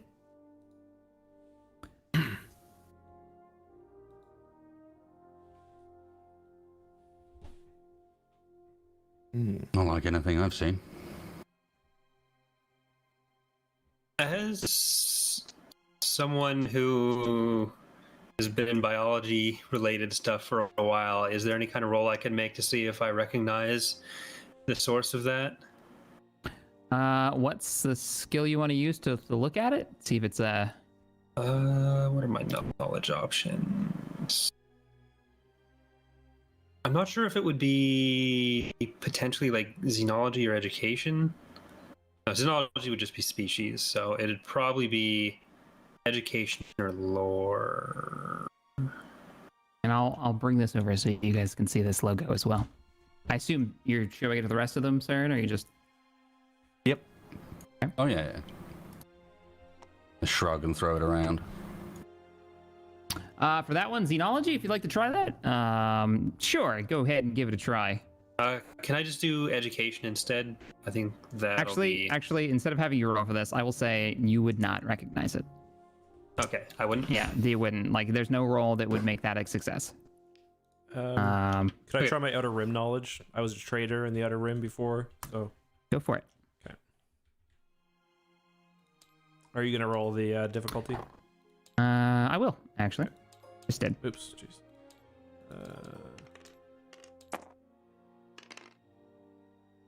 2 success, 2 advantage. Yeah, all right. There was 1 threat and there was 1 failure, so you do recognize it. This is you've seen this before. You've seen it printed around, normally not super public. This is a symbol for the Smugglers Alliance. So I'll pipe up and say, yeah, this is Smugglers Alliance. I ran into this all the time doing runs back in the day before all this. Yeah, actually, with your background, not only would you recognize it, you would have a roll wouldn't have been necessary because you would have flown under it at some point.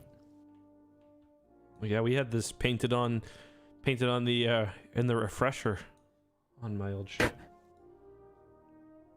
The old deliveries and divestments. I will say, with the success, then the dots and dashes you would know is a kind of a general like smuggler's code, kind of like a thieves' cant almost, and it breaks down into a comm code. So this is a comm code here. We might be able to contact whoever left this. I assume. Did you find this on him, Natiri, or did he give it to you? He gave it to me, saying that he needs to give this to someone when he's lost. Like, his dad instructed him to do so. Yeah, they just wrote my phone number on the bottom of my boot, but this seems to be a comm code. We could... And they would have done so in this code. Like, they would have put it somewhere on you. Mm-hmm. As like an emergency thing of like, if so and so is lost, or so and so is wounded, and you recognize this symbol, then use this comm code and see if you can get contact with someone. That's how you would have realized like what this is in the life. Mm-hmm. Sometimes it's printed on items as well. Though in your line of work, those don't normally end up where they belong. Yeah, so I'll say, I mean, we could calm.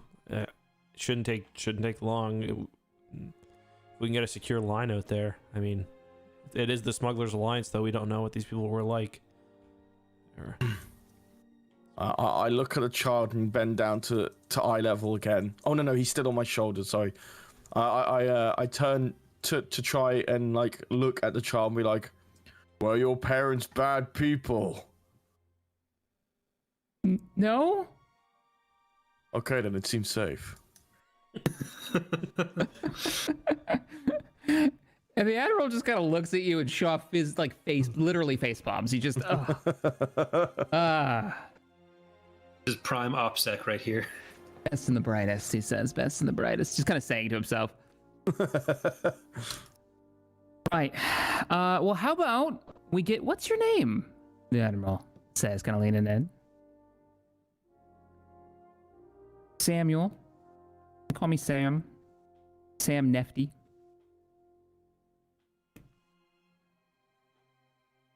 All right. Well, let's get you someplace safe. Maybe back in the med base. And Doc can keep an eye on you for now, okay? And he kind of shakes his head no. Is there any chance I would recognize the family name? Yeah. Well, go ahead and roll for me. You can try. Okay. Roll for me and I'm looking at your guys' skill sheets just to remind myself the names of some of the skills. And this one right here is going to be a Streetwise. Yeah, this one's going to be Streetwise. Who do you know? Okay. Perfect. Yeah. Okay. Are you going to roll difficulty? Nope. We're going to say this one is a average difficulty. Let's see if you know who it is. Okay, I'm just going to see if I've got anything that can make this roll easier.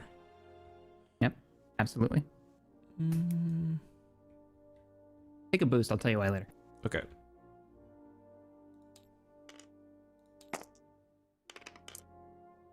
Oh, nice. 3 success, 2 threat, and a triumph.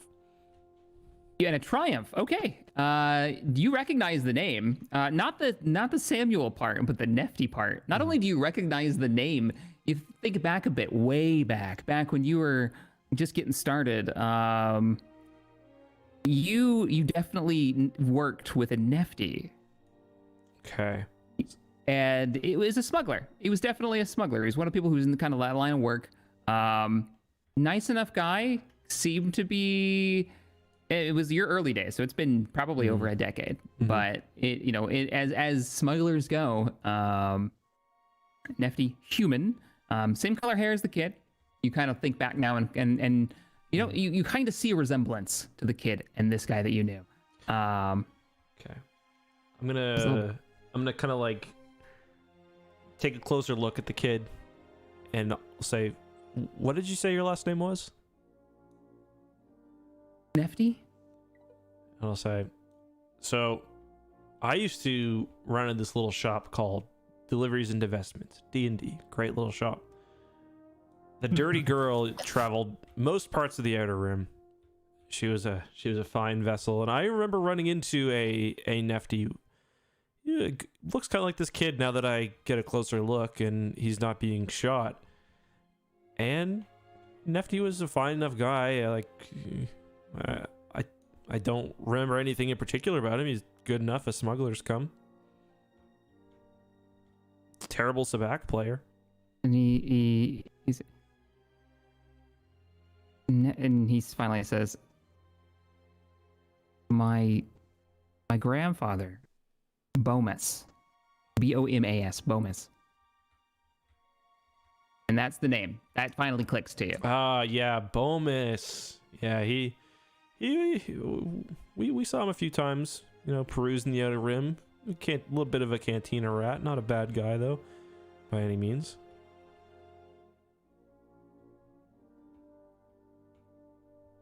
So what do you do?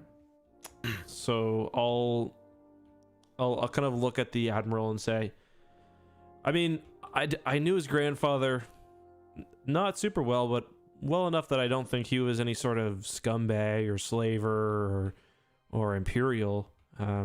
He ran a lot of illegal shit with us.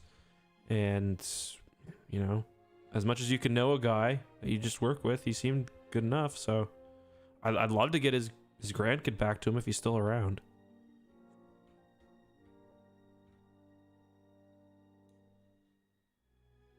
Well, Admiral speaks up. Let's go ahead and get you out of here.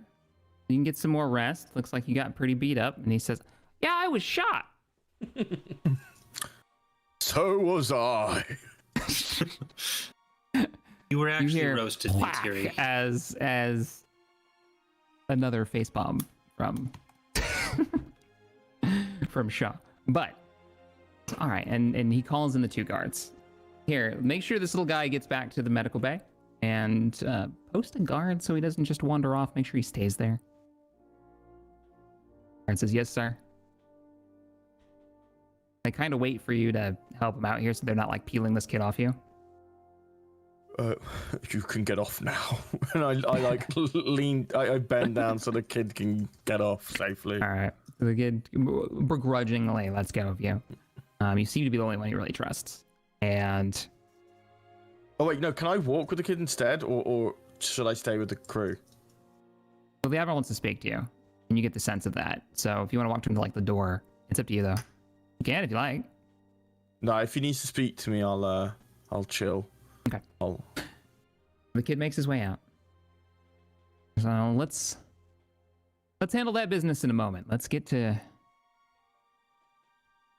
wrap up this debrief.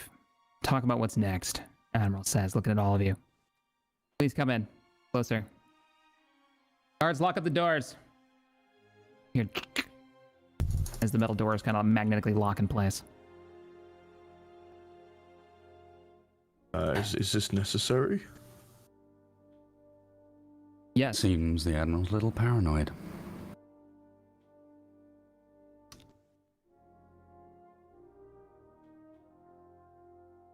Bring back on the hologram and it comes to life in front of you now with a little bit more updated information.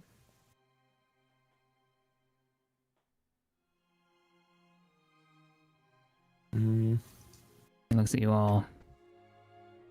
The fleet that we've formed here isn't here for no reason. We have an objective. Okay. But what do you need me for? I need all of you. I'm just giving her I a need the dirty look at this squadron. point. Kind of glances at you, with this. This is your job. It's kind of what you're here for. He zooms out on the image that you see is that city, this fortress world atop a mountain, large lake. It seems to run up to a circular range of rocks. Half of it seems to be a drain, and a city or this fortress was built inside of it. The other side is this just large lake that runs water through like a dam. The Empire has pushed us back over and over. Our victories are turning to ash in the mid-rim. Scans between all of you.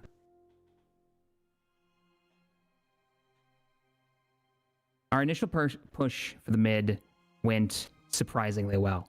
More worlds signed on with us after the destruction of the Death Star. But lately, for the last 6 months, the strategy the Rebel High Command chose to take and hold worlds, the idea that we could defend these locations with shield generators and defensive towers and think that the Senate would side with us over time once they learned the atrocities that the Empire has committed, has not worked out. Every major battle that we have had in the mid-rim holding a world, even the battles where we've come out victorious, the Empire would throw themselves against our defenses, and we would hold. And our victories would be for naught, because in the 2 weeks it would take us to get reinforcements, the Empire would be there within 1, within 3, within 4 days. We didn't know how they were able to do it. There's no way they could move this large amount of supplies, of resources. And now we know how. He gestures toward the base in front of you.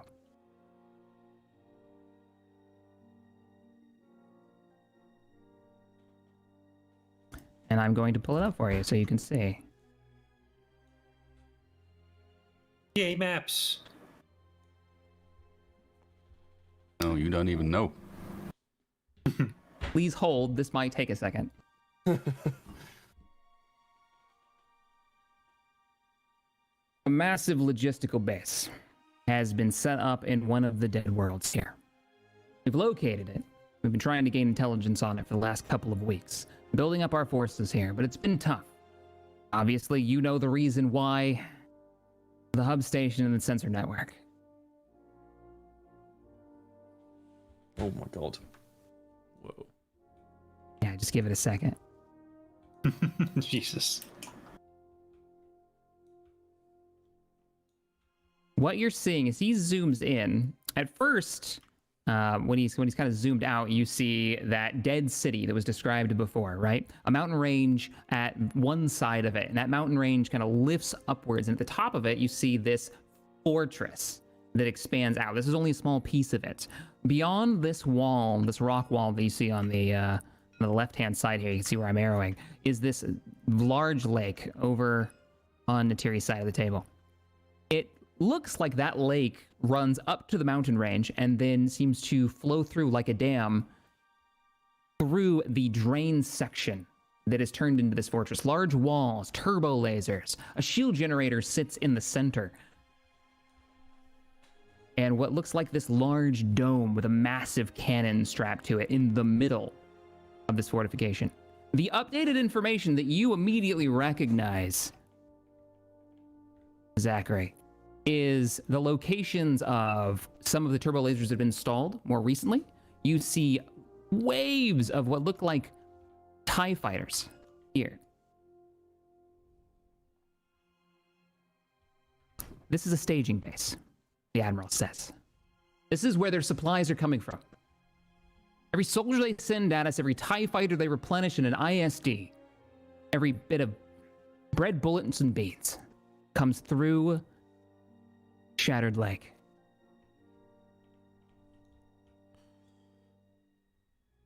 We have to figure out a way of destroying this. The force is at hand. Now, with the information that you have all provided, plus the little bit that we've had so far, I would say this was almost impossible. But that's our job here. My orders are to do the impossible and take this base down so it can no longer support the front line of the mid-rim. And to give our forces a chance. Is our goal to take the base down or to take the base? To take the base down. We don't have the necessary ground forces to take and hold this facility, so we have to destroy it. That's not an easy task. First challenge would be the Imperial fleet in orbit. Second challenge would be the defense station in orbit. Now, either one of those could potentially be dealt with, but it sounds like you may have given us a little bit of an edge in that matter. Looks over at you, Zachary. I'm going to say the shuttle?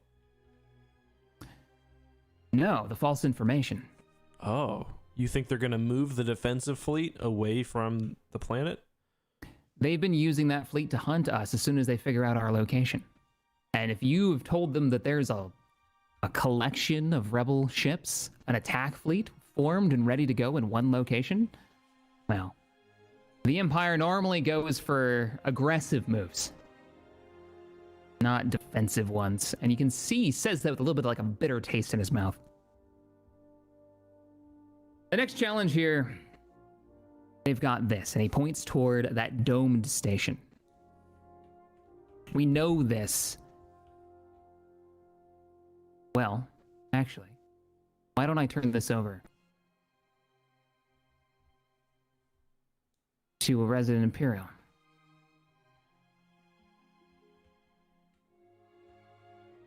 And the Admiral looks over at your squadron mate.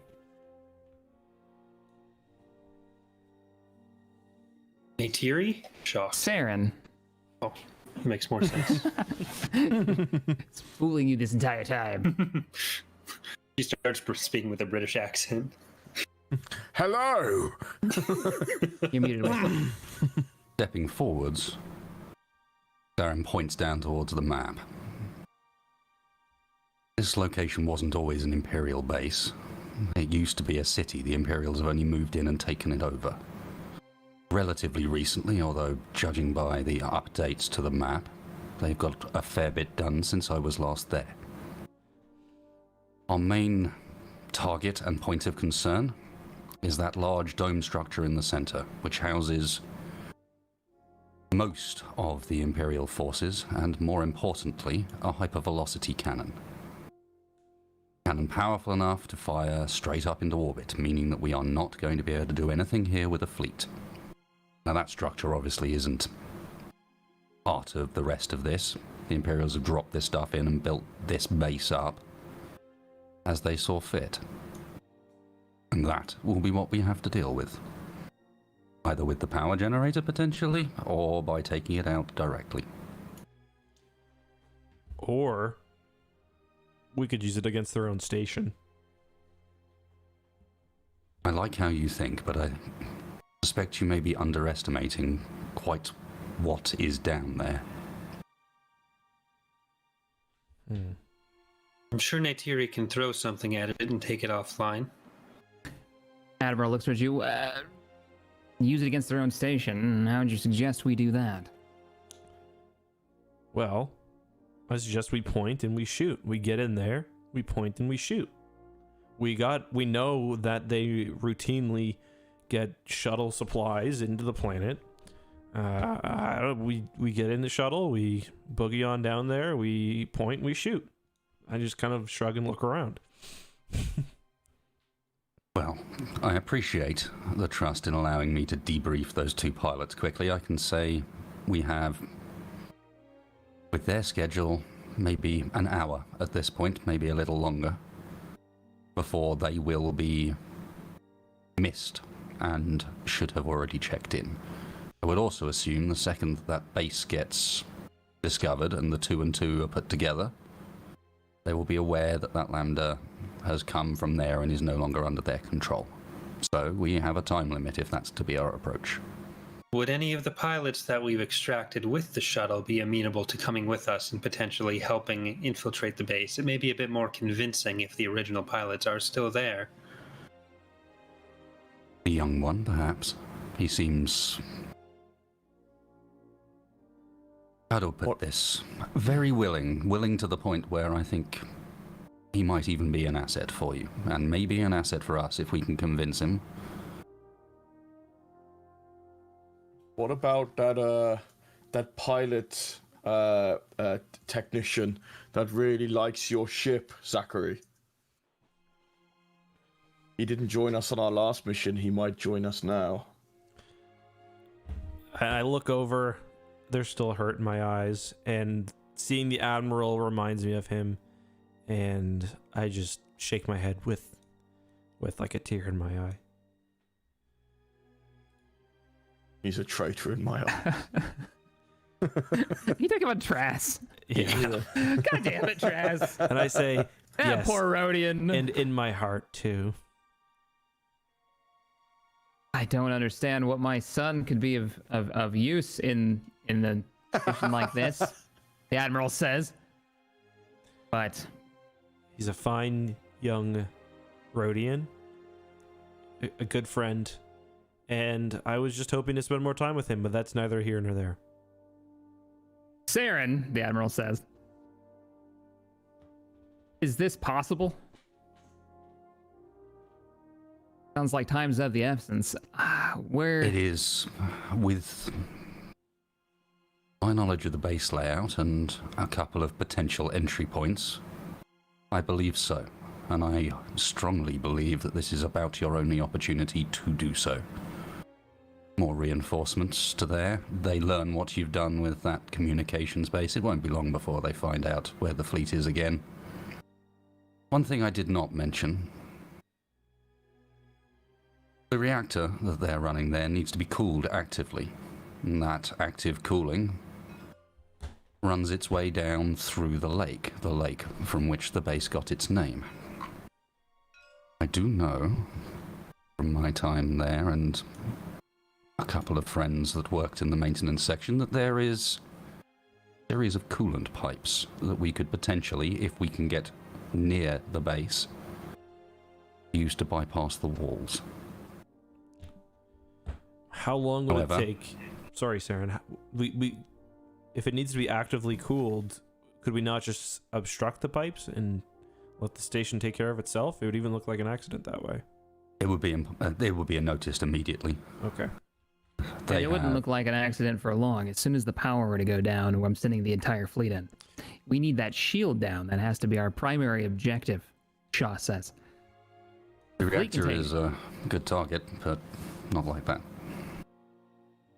With the shield up, we can't hit it from orbit. So you the think if- primary objective would be the power. Secondary would be hypervelocity gun. Ideally taking it and using it against the station, but taking it offline should be enough to allow the fleet to come in, no? Well, the Admiral speaks up. If the shield is down, we can attempt to hit the hypervelocity cannon. That would put the fleet at risk of being blasted by the damn thing. And I don't know if you've seen the damage they can do. With enough ships willing to fly straight into it, for better lack of term, we might be able to take it down, but there'll be casualties. We can disable the cannon, that would be great, but if the shield is up, it still doesn't matter. We still can't hit the base. He pulls up the image a little bit wider, and you can see the turbo lasers kind of surrounding it. You can see a lot of the anti-air that seems a bit higher that you guys have brought the information for. Not all of it is super detailed. You can only make out a few of like some of the gun positions. Well, one thing I may be able to help with. When I said to my companion here that this is where I was stationed, inside that was what I meant. Internal layout is, or most of it at least, pretty familiar to me. If we can get in there, I'm sure I can direct us to the right locations. Disable that place. Worst case scenario, Saren, is there any way we could use that lambda under the shield to take that thing out, or at least disable it for a while? Or is it just too hardened? Clearly my information is somewhat out of date, but when I was last there, the base defenses were very solid, but perhaps somewhat less so if we can get ourselves under the shields and remain low, underneath the main guns. Everything up on the walls will struggle to track us down there. We'll be dealing with maybe more personal weapons only, but it would still be a risk. Substantial amount, I'd imagine, just based on what we can see here. And he gestures toward the number of walkers that seem to be rowed up, not in like a formation for combat, more like storage. Well, that's new. We got a lot of kit down there. Seems like it really is rather urgent.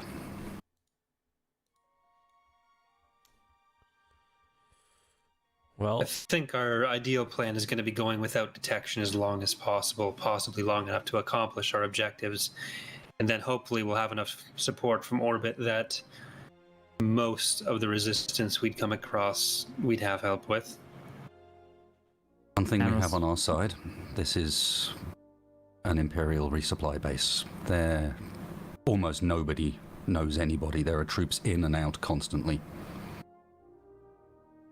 As long as we stay away from upper command and the teams that remain stationed on the base at all times, we may well be able to pass undercover. well, that's probably our best bet then. I don't see any other way we're going to do this.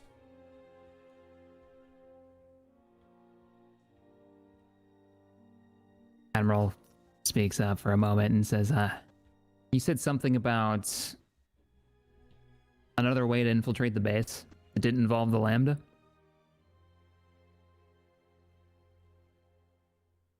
What was it? Coolant pipes? Coolant pipes and potentially traveling under the lake, under the old structure. A lot of it has been repurposed from the city that was here before. making our way in either down the pipes or underwater with the pipes, potentially. Wouldn't those lead to the generator? Wouldn't anything in there get... How big of pipes are we talking? Can the Lambda fit through there? Not that...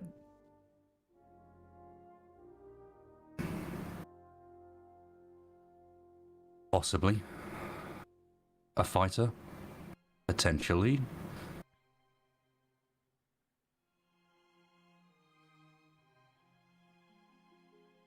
My I original assume they intent was recognize your fighters. fighter. Well, that depends rather whether or not they know. Well, the only Mine, problem while- with that plan is that we'd have to modify vehicles to... You said under the lake, right? So in the water. Yes. We'd have to modify some vehicles to be able to do that. Can't imagine us submerging a Y-Wing is going to be a great idea. I'm sure the mechanics would give us some looks. Not only that, but we also need to be able to get to the point where we can get into those pipes without being spotted. I It's think one our hell of other- a risk, and the pipes, once in them, are long, and as far as I'm aware, and forgive me, this is where we escape my knowledge of the base. My knowledge of the reactor is limited. After about a mile, we should find some way of accessing that reactor from the pipes without obviously going directly into it.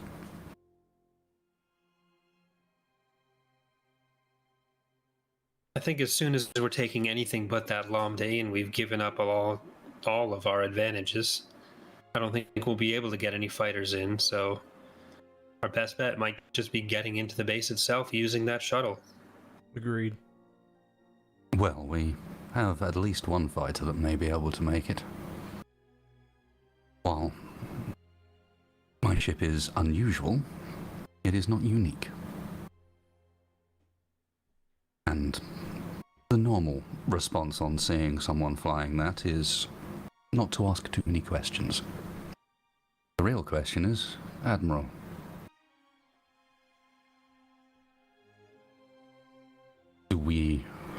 do you have any captured Imperial fighters, or is there some way we can disguise ourselves down to that point? As for Imperial craft,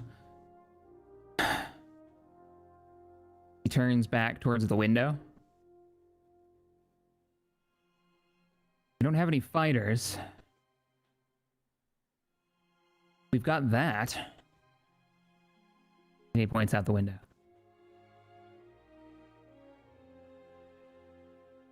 And you see the Mythic out there. Nothing smaller than that. If you're talking about Imperial equipment, sure, we've got some somewhere along the fleet. Probably have a set of armor here and there, even aboard this ship. We need in that ship without them going. You need in that base without them going on high alert. So, The Lambda sounds like it's got clearance. Anything For else now. would have to bluff its way through. I think the for now. Lambda and your tie is our only real shot to get in. Anything else we try to take only lessens our chance of success. It's not worth the advantage it would give us once in if it makes it harder for us to get in. We could maybe keep the Gazanti somewhere out in orbit, providing extra detail to the fleet. That way, if it's discovered, it doesn't look so suspicious. But I agree. I think our best chance is taking the Lambda, maybe the fighter, and going in, as much as I hate to leave Veronica here.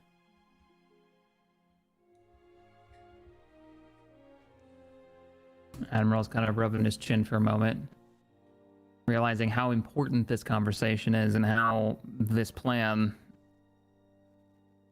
We're only going to get one chance at this.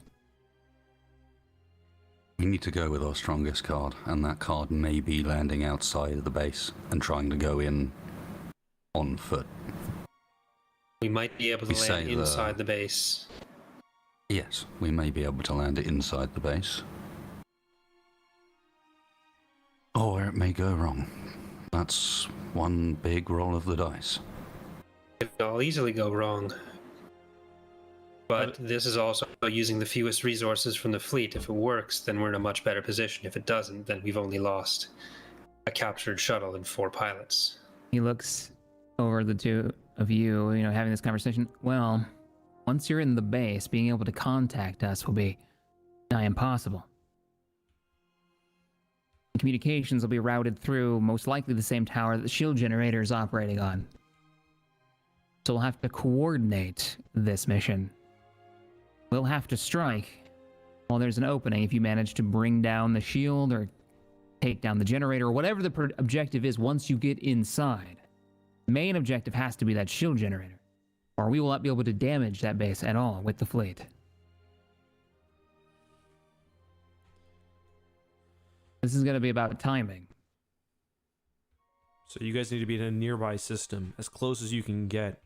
Maybe split the task force into 3 or 4 parts. That way, if one is discovered, it's not the end of the world. Maybe we even launch a diversionary strike somewhere. I don't know. That's actually not a bad idea. Saren, what would happen if the base came under attack?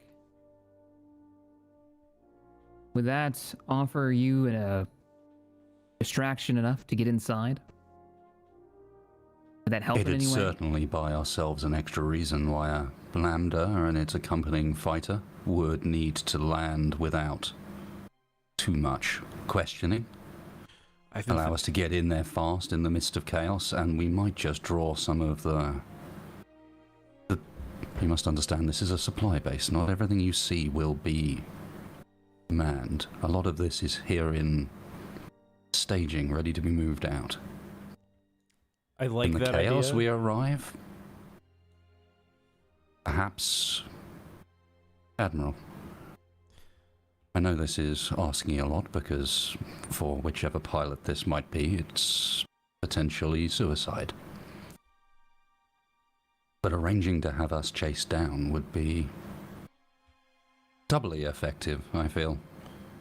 A reason to land fast, a reason for them to make sure that every available unit is responding to stuff away from us. I've been thinking about that. I was thinking of the little stunt you pulled with the Y-Wing pilots. It doesn't even need to be a person. It could be a droid. That does it. The only thing I see about that is if we are being chased, when we land, there's going to be even more scrutiny on us. That's a fair point. And if we used a droid, it wouldn't be very convincing. They're not the best pilots. Especially if we have your tie with us, they'll just wonder why you didn't shoot it down. I think we should... And a small grin comes onto Saren's face. I can think of one pilot would relish the challenge. Are you thinking our A-Wing pilot from a few days ago? Lone survivor of an... Keith, yes. I have no doubt he would take the mission if we asked for a volunteer. I do agree, though, with what Osh said. That means I think we have to stay to one ship, or else it's just not very convincing. I think that's probably the best course of action anyway. It limits our ways out, but I don't think there was any... Unless you were going to arrive at a different point and go on your own, it doesn't make sense for us to be escorted, because we weren't escorted out, and from what we know, that wasn't scheduled either. The more creative we get, the more likely they're going to think something is up. My thinking behind the AD in particular, well, there's a certain uniform worn by pilots of a certain level, and the sort of uniform that, again, doesn't get asked too many questions. Were you an Emperor's hand or something? Jesus.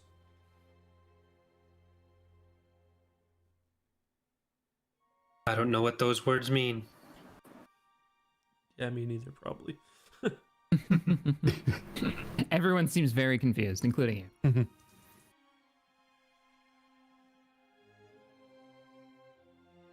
Maybe I should watch more lore videos on Eckhartsladder. Sorry, that wasn't me. That was Lieutenant Timothy Zahn who said that. Damn Minox flying through here. The meta Minox. Uh, Bloody So- Metaminox. Goddamn Metaminox. So, Animal speaks up. What would happen if a shuttle came under attack or was damaged? Scramble the base fighters, assuming that they weren't otherwise engaged. Base doesn't run that much of an active complement itself. It relies very heavily on the fleet above and its own defenses. And they would scramble these to chase off the attacker. Would they pay any mind to a Lambda? Being supply base? Under those circumstances, chances are flight control's rather busy. What about the fleet itself? Well, I believe the goal here was to remove the fleet from the equation. That's right. Okay. It's just if they leave anything in orbit, including the Golan, that means the fighter's going to have... We're going to have to outrun them. We're going to have to hope the Golan doesn't tell us to dock with it. That's the only thing I'm concerned about. I just feel like there's a lot of ways this can go wrong. If we come in and the Golan sees us being chased by an A-Wing, we don't immediately go No, towards... I think the plan was somewhat different, the Admiral was suggesting. The A-Wing's no longer chasing the Lambda. The A-Wing is chasing me. Oh. And the Lambda just happens to arrive at the same time. I like that plan much more. I'm fairly certain that I am skilled enough to make it look like I am legitimately being chased. You have a pilot that's skilled enough to make sure it looks like I am? I don't mind doing that. He thinks for a You moment. get a slight chuckle from it, like Saren can't help himself. It's the only levity you've seen from him at all. Is just a, and then he catches himself. Why? Why do you laugh at me? Keith might be able to do it. Hera for sure, but I'd be remiss to use that asset just now. Keith would love Best the pilot chance. I know. What? Pathetic. I could do it. But okay. We need you on the ground with us, Neytiri. That's the only reason that this wouldn't. That's why Saren was laughing. How quickly could you get into position? The Admiral says.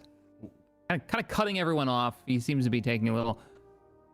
Well, let's go How now. long would that hypervelocity cannon be online if this worked? However you get to it, from orbit to ground, into the station to wherever you need to be. Oh, Saren, this is a you question, I think. Base is large.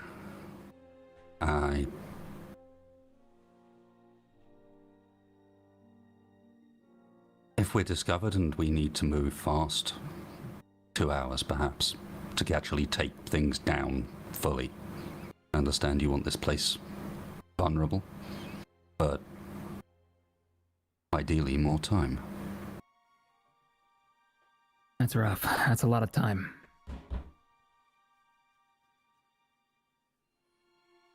He kind of leans back in his chair.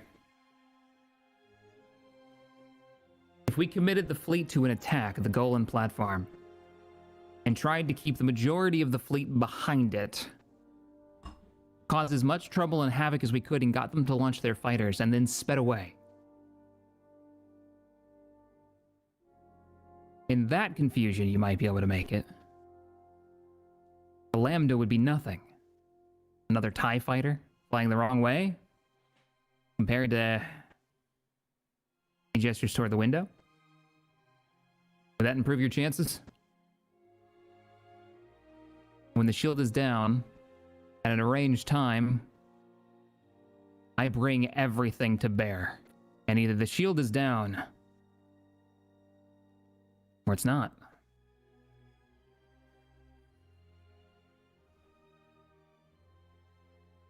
This base has to end here.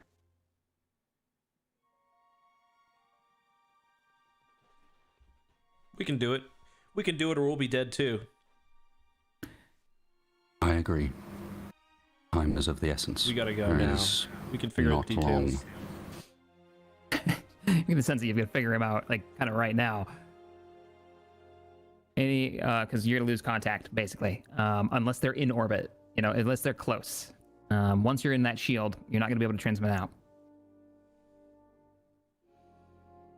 What do you think, I need- Saren? 4 hours from 4 hours plus hyperspace time, maybe? Put it this way. If things get hot down there and we're discovered, we're going to be getting a broadcast out regardless. If things go to all hell, maybe we'll have to cut it down shorter, but ideally, 4 hours would be great.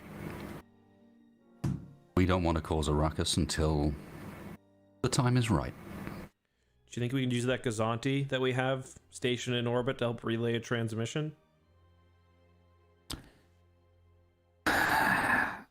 Ship just sitting in orbit of the planet, not moving anywhere? I think that'd be noticed. What about Veronica? It's small enough that it might not be noticed. Maybe. What do you think, Saren? How could we... I'm going to hide it? It'd have to still be inside the shield, and you'd have to have access to it. I feel like this again gets back to the idea that anything extra we try to take with us is only going to decrease our chances of success in the primary mission.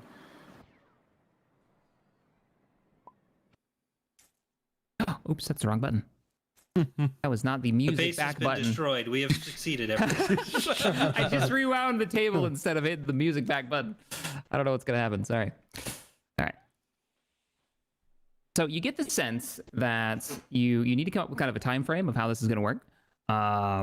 With travel, just a quick kind of clarification.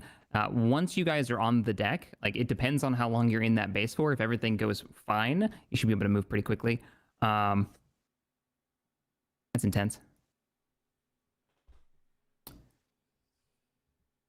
But you need to come up with a plan now for when the fleet should come in to basically take the base out. If you're successful. And however you're going to pull that off. All right. Grief. How about this? We'll set a time. You're going to have to split the fleet up. Hope that we do it.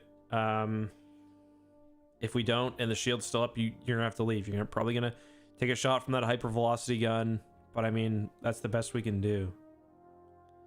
If you'd be able to figure out the exact location or a good location to come out that the hypervelocity gun would be out of range, or you'd be able to put the Golan station between yourselves and it to just see if the shield's down, that would at least give you some response time. But I think the 2-hour estimate is probably what we should go for. Add 15 minutes to that.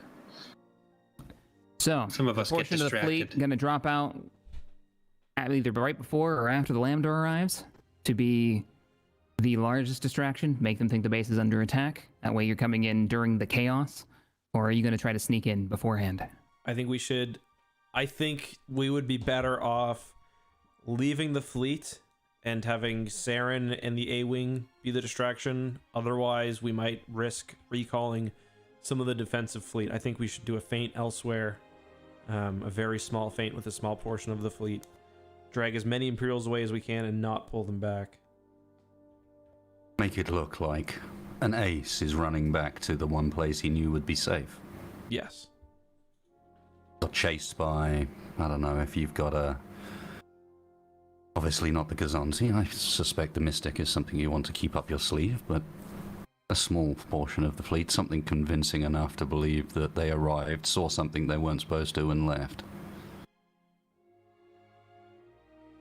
Okay, we can do that. A few A-Wings, maybe. Wouldn't take much. Just enough that the base takes it seriously.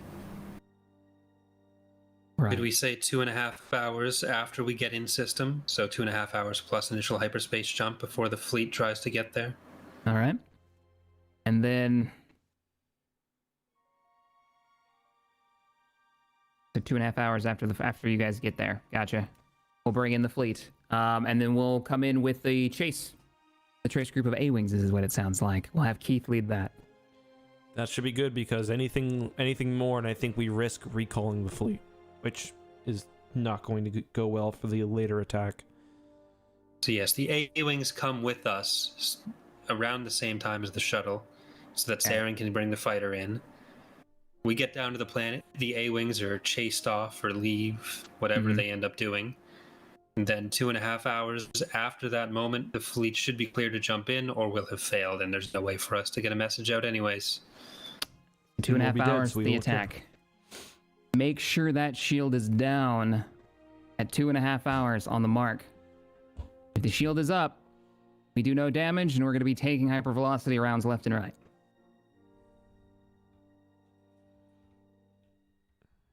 Okay, We're on a time limit.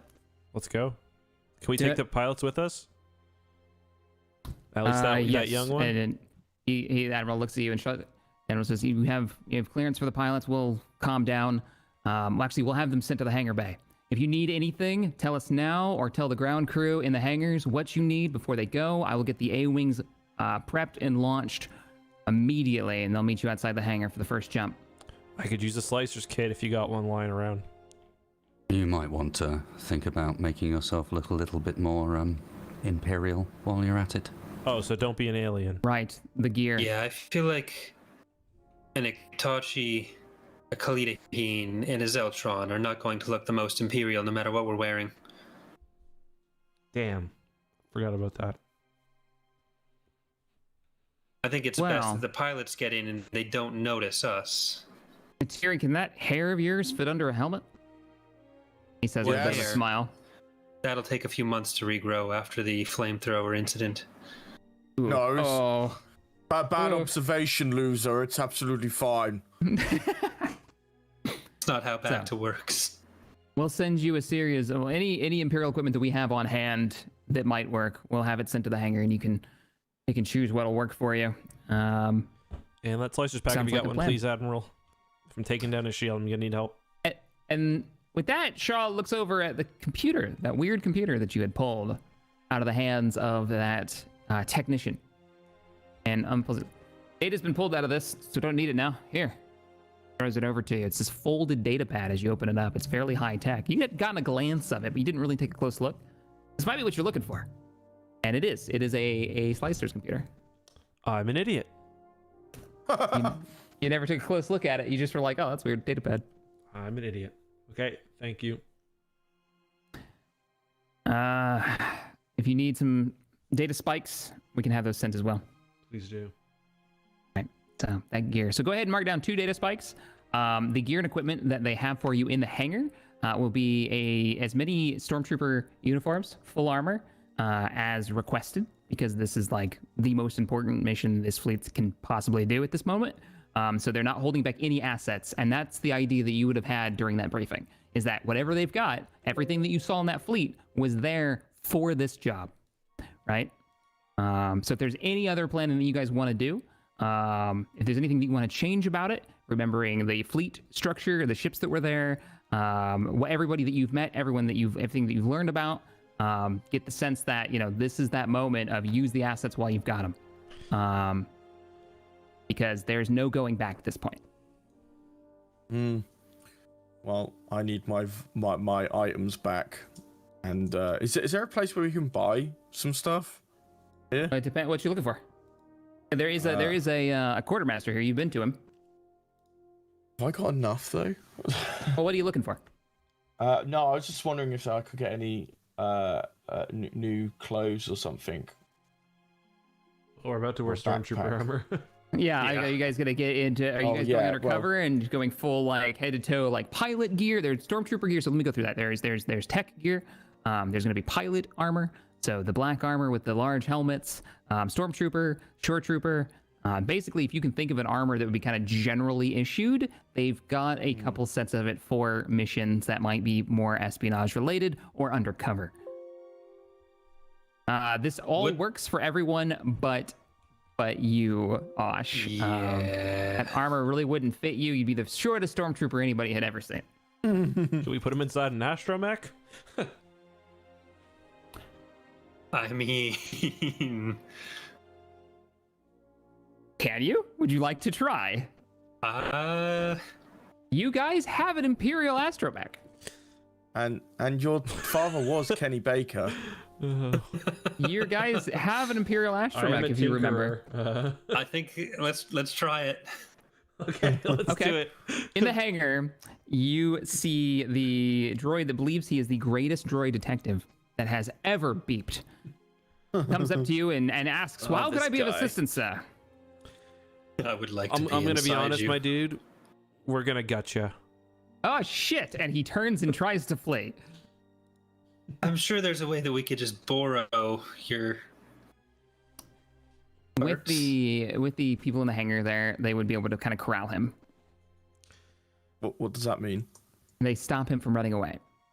He beeps. He whips around. He's, do not wipe my circuit, sir. Listen, I'm an listen, asset. bud, relax, okay? We're gonna save your circuits. We're gonna save your memory core. We're gonna save your battery. We're gonna wipe your search history. Don't worry. And we're just borrowing your shell. That's it, okay? We're just borrowing your shell. We're gonna put short stuff in there in it, and you'll go down in history as one of the greatest droids that ever existed. A master investigator and a good friend. Roll for me negotiations or charm in this instance, and go ahead and take 3 boost die as you have played up to his particular interest in life very well. Okay. All those are indicating that he really does want to be famous. Okay. Please care. So people will see him the way that he sees himself. Can you clear my die for me? I think you're just not clicking on the button. I There you go. was. You're not promoted. Let me promote you. That's fine. Okay. For that, it's going to be an average check. Okay. 2 success, 0 advantage. Okay. So, He so stops. Marge, get the ice cream scoop. What? Now I want you to roll me a mechanics check to see if you can rig quickly, because this is going to be. I'll say mechanics or computers allow you to do both for this whole check, as you're basically just gutting this droid and leaving enough for controls for someone to have enough space be inside it, to have a power source, the motors, and then to rig some kind of control mechanism to be able to drive it around inside. This wouldn't work if you weren't so small, by the way, Corey. It wouldn't be necessary if I weren't so small. For this, I will say this is going to be a hard check. This is not an easy thing to do. Do I get any And not boost in the- for in the being a time frame that you're tinkerer under. or anything? Do you have anything that gives you a boost? Just looking. If you have any specialization stuff, now's the time to use it. So, I mean, the Tinkerer allows me to add hard points to items. I mean, I don't think This is his. Is Osh a hard point? This is a good I've got rule 2 question to skills in it, clarify. You like are I not don't- a hard point. Okay. Oh, Sorry, you're not a hard point. And the difficulty really, but if you took your time on this, it'd be fine. But you guys are on a time limit, so it's a hard check. And And can I this is get a who- Destiny token then? yep. If you'd like to flip it, Okay, flip it. so I'll turn that one into that. You said hard difficulty? Mm-hmm. All right. We did it. 3 success, 1 threat. Okay. 3 success, 1 threat. You managed to rig. It's really simplistic, right? There is duct tape in there. There are sharp, pointy corners in there. It is horribly uncomfortable. It's hot. It's stuffy as you kind of slide in. You barely have room to use the controls, Osh. And while you're in there, it's so uncomfortable. It's just causing strains. Take 1 strain from that 1 threat that was just rolled. And you may find that it may cost you more strain as you're stuck in there. That's It's not not a good. very livable condition. But you're in, and it works. And as you use the controls, you drive around. You're like looking through a few boreholes that are set up where there used to be rivets. You barely can see out it, but you are in this thing, and you are driving a astromech, a Imperial astromech. So your character at the moment. While this is Right. going on,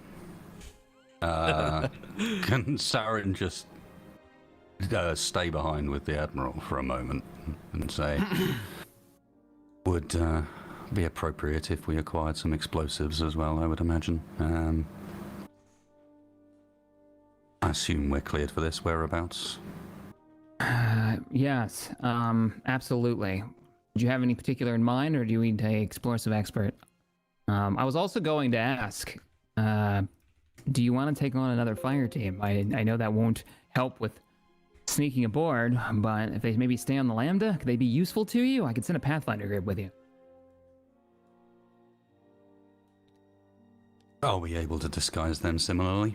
I think it would be believable that we were running with a group aboard the Lambda, stays aboard until it flies out again. Ooh, okay. Interesting.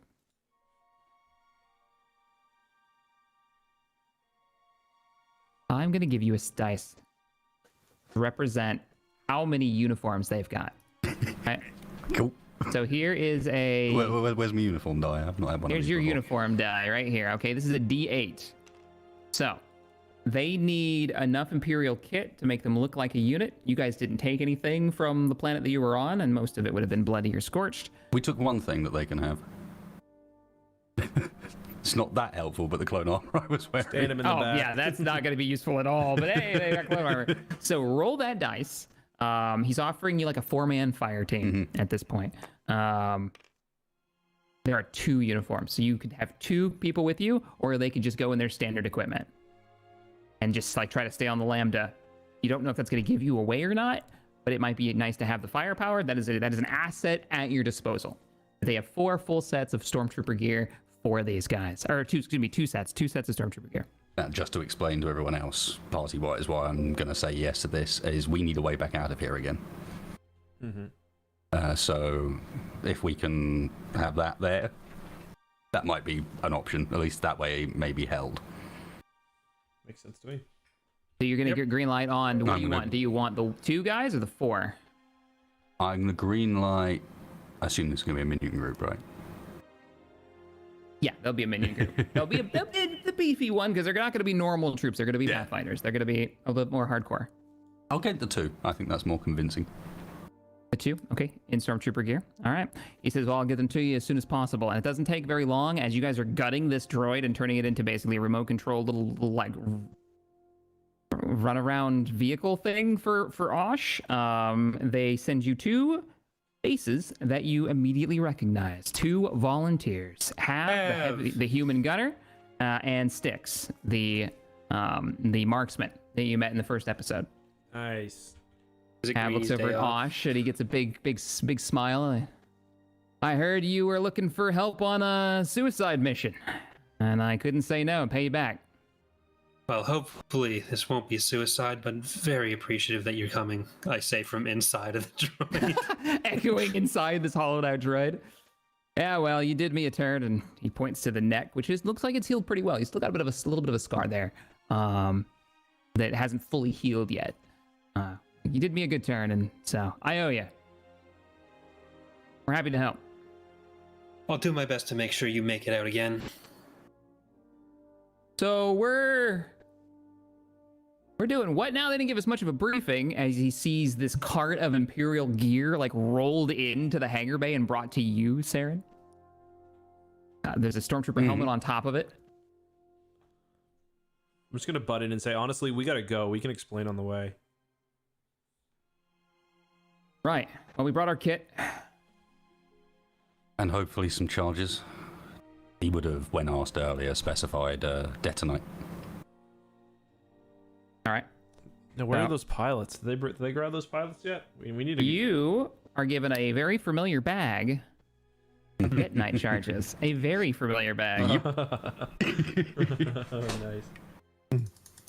nice. Okay. Those are those little like half circle explosive charges. The more that are rowed up together, the more that you use, the bigger the explosion ends up being. It like magnifies it. That's actually the mechanic for it in the game. So, okay. All right. So you guys load up. You're loading up into the Lambda. Yeah, I'll just say for narrative's sake, you guys give them a brief. There's a lot of grumbling when they're handed in Stormtrooper helmets, but eventually they are fine. Whatever. They start putting on the gear, stowing their that crate company uniforms that they were wearing into the storage compartments in the Lambda because they didn't have a chance to change, like inside some of the lock boxes and locking them down. And they're very disappointed when they have to pull up these old E11s Stormtroopers and getting rid of their rifles, and they leave those on the ship because it's safe for them to carry them undercover. All right. I'm just looking through the equipment. I see Storm Commando armor. What's Stormtrooper armor under? Laminate. It's just called laminate. Okay. What's the droid shell armor under? I will say, because you're in a metal box, I'll say it gives you I'll say you're in full cover. I will say it gives you 3 setbacks while you're in there, but it also gives you 3 setbacks to any attempts to do anything where you're inside that, like you're trying to shoot out or reach your hand out and do something. You'll have 3 setbacks on anything you try. Cool. Fair enough. Okay. So, Saren will come walk, because I assume everyone's in the hangar at this point. yeah, everybody's in the hangar. Okay, so we'll just kind of bring it back to the hangar. You guys are just about to leave. What's up? Yeah, well, he's walking into the hangar, wearing a uniform no one has seen him in as of yet. With a rather familiar looking dark black helmet, Imperial symbol on one side, chest piece, with the usual rank insignias, amongst which you'll note are a number of red marks. A noticeable red stripe down one arm, right where the Imperial logo is, all the way down to his tongue. And as he walks out, in one hand he'll be carrying the E11 that he took earlier, holding it up. Osh is like peeking out. If No. anyone is going to be overhearing our communications, what rank should we address you as, Saren? That would depend. Technically Commander, but Baron is preferred. Very well.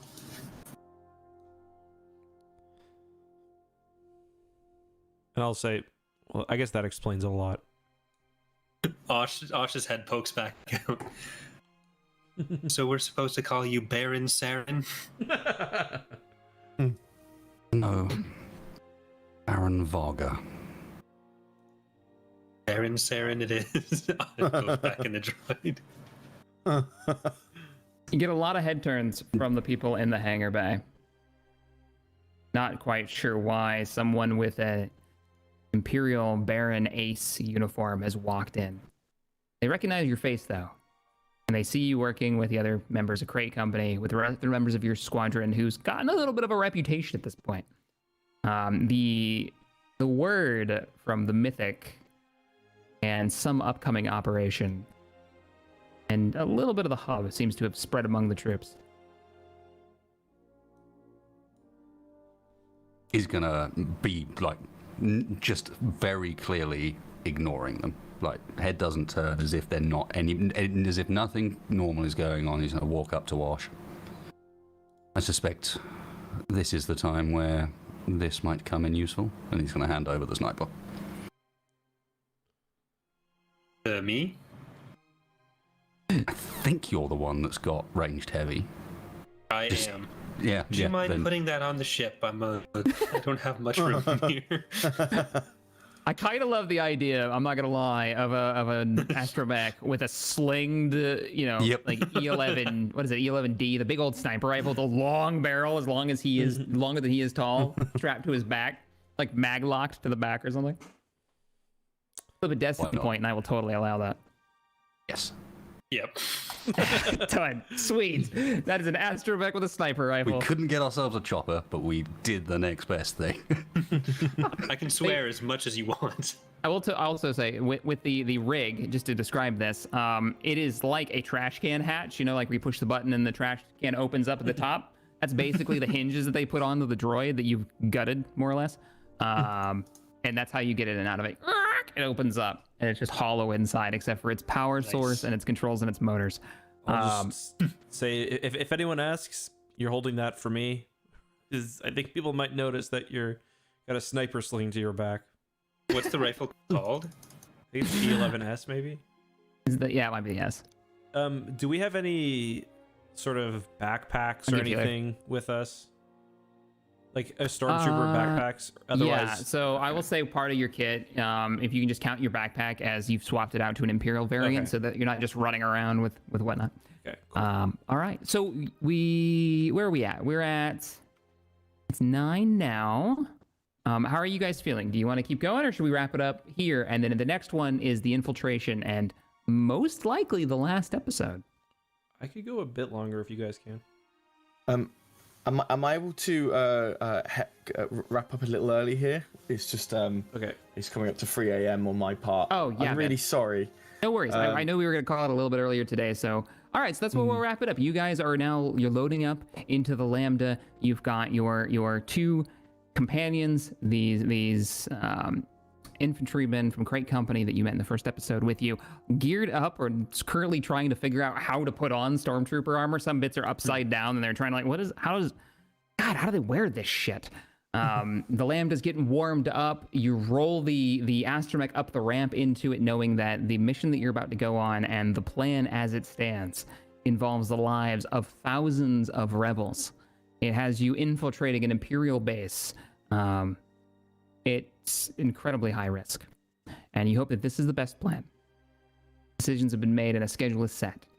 If you can't take that shield generator down, then a large number of this fleet will be destroyed. That being said, this could turn the tide in the mid-rim if you're victorious. And with that, we will end this episode. So thank you everybody for watching. Thank you guys for being wonderful players. I'm loving your characters. You've done a great job, especially it's my first time playing tabletop with you, Eck, and you, Charlie. You guys are doing great. Yeah, I feel so bad for having to end up a little early here. It's because I want to do the final episode properly without me being tired and stuff. No worries, man. No worries. Because this sounds And we intense. talked we were gonna end it a little early today because I know you guys have been going pretty hard with the tournament. When's your guys' next tournament match?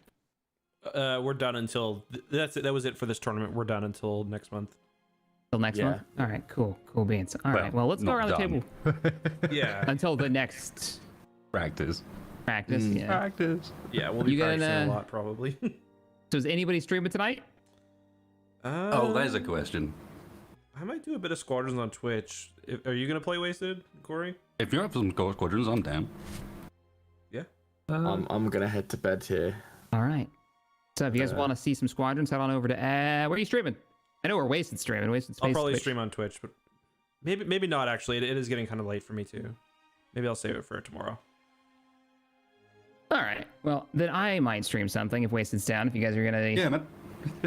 All right. Well, if you guys want to find these guys, head on over to Corey Loses. If you want to check out some cool modding content and see what's up with Ron's Revenge and Fall of the Republic, or check out Eckhartsladder. You guys know where he's at, doing all of the Star Warsy lore stuff. Or EcksToo with Charlie and Eck. A lot of gaming content over there. And then Wasted Space over the Wasted Space YouTube channel and Twitch. I will see you all in the next one. Thank you guys for watching. Bye, y'all. Goodbye. Goodbye. Thank you.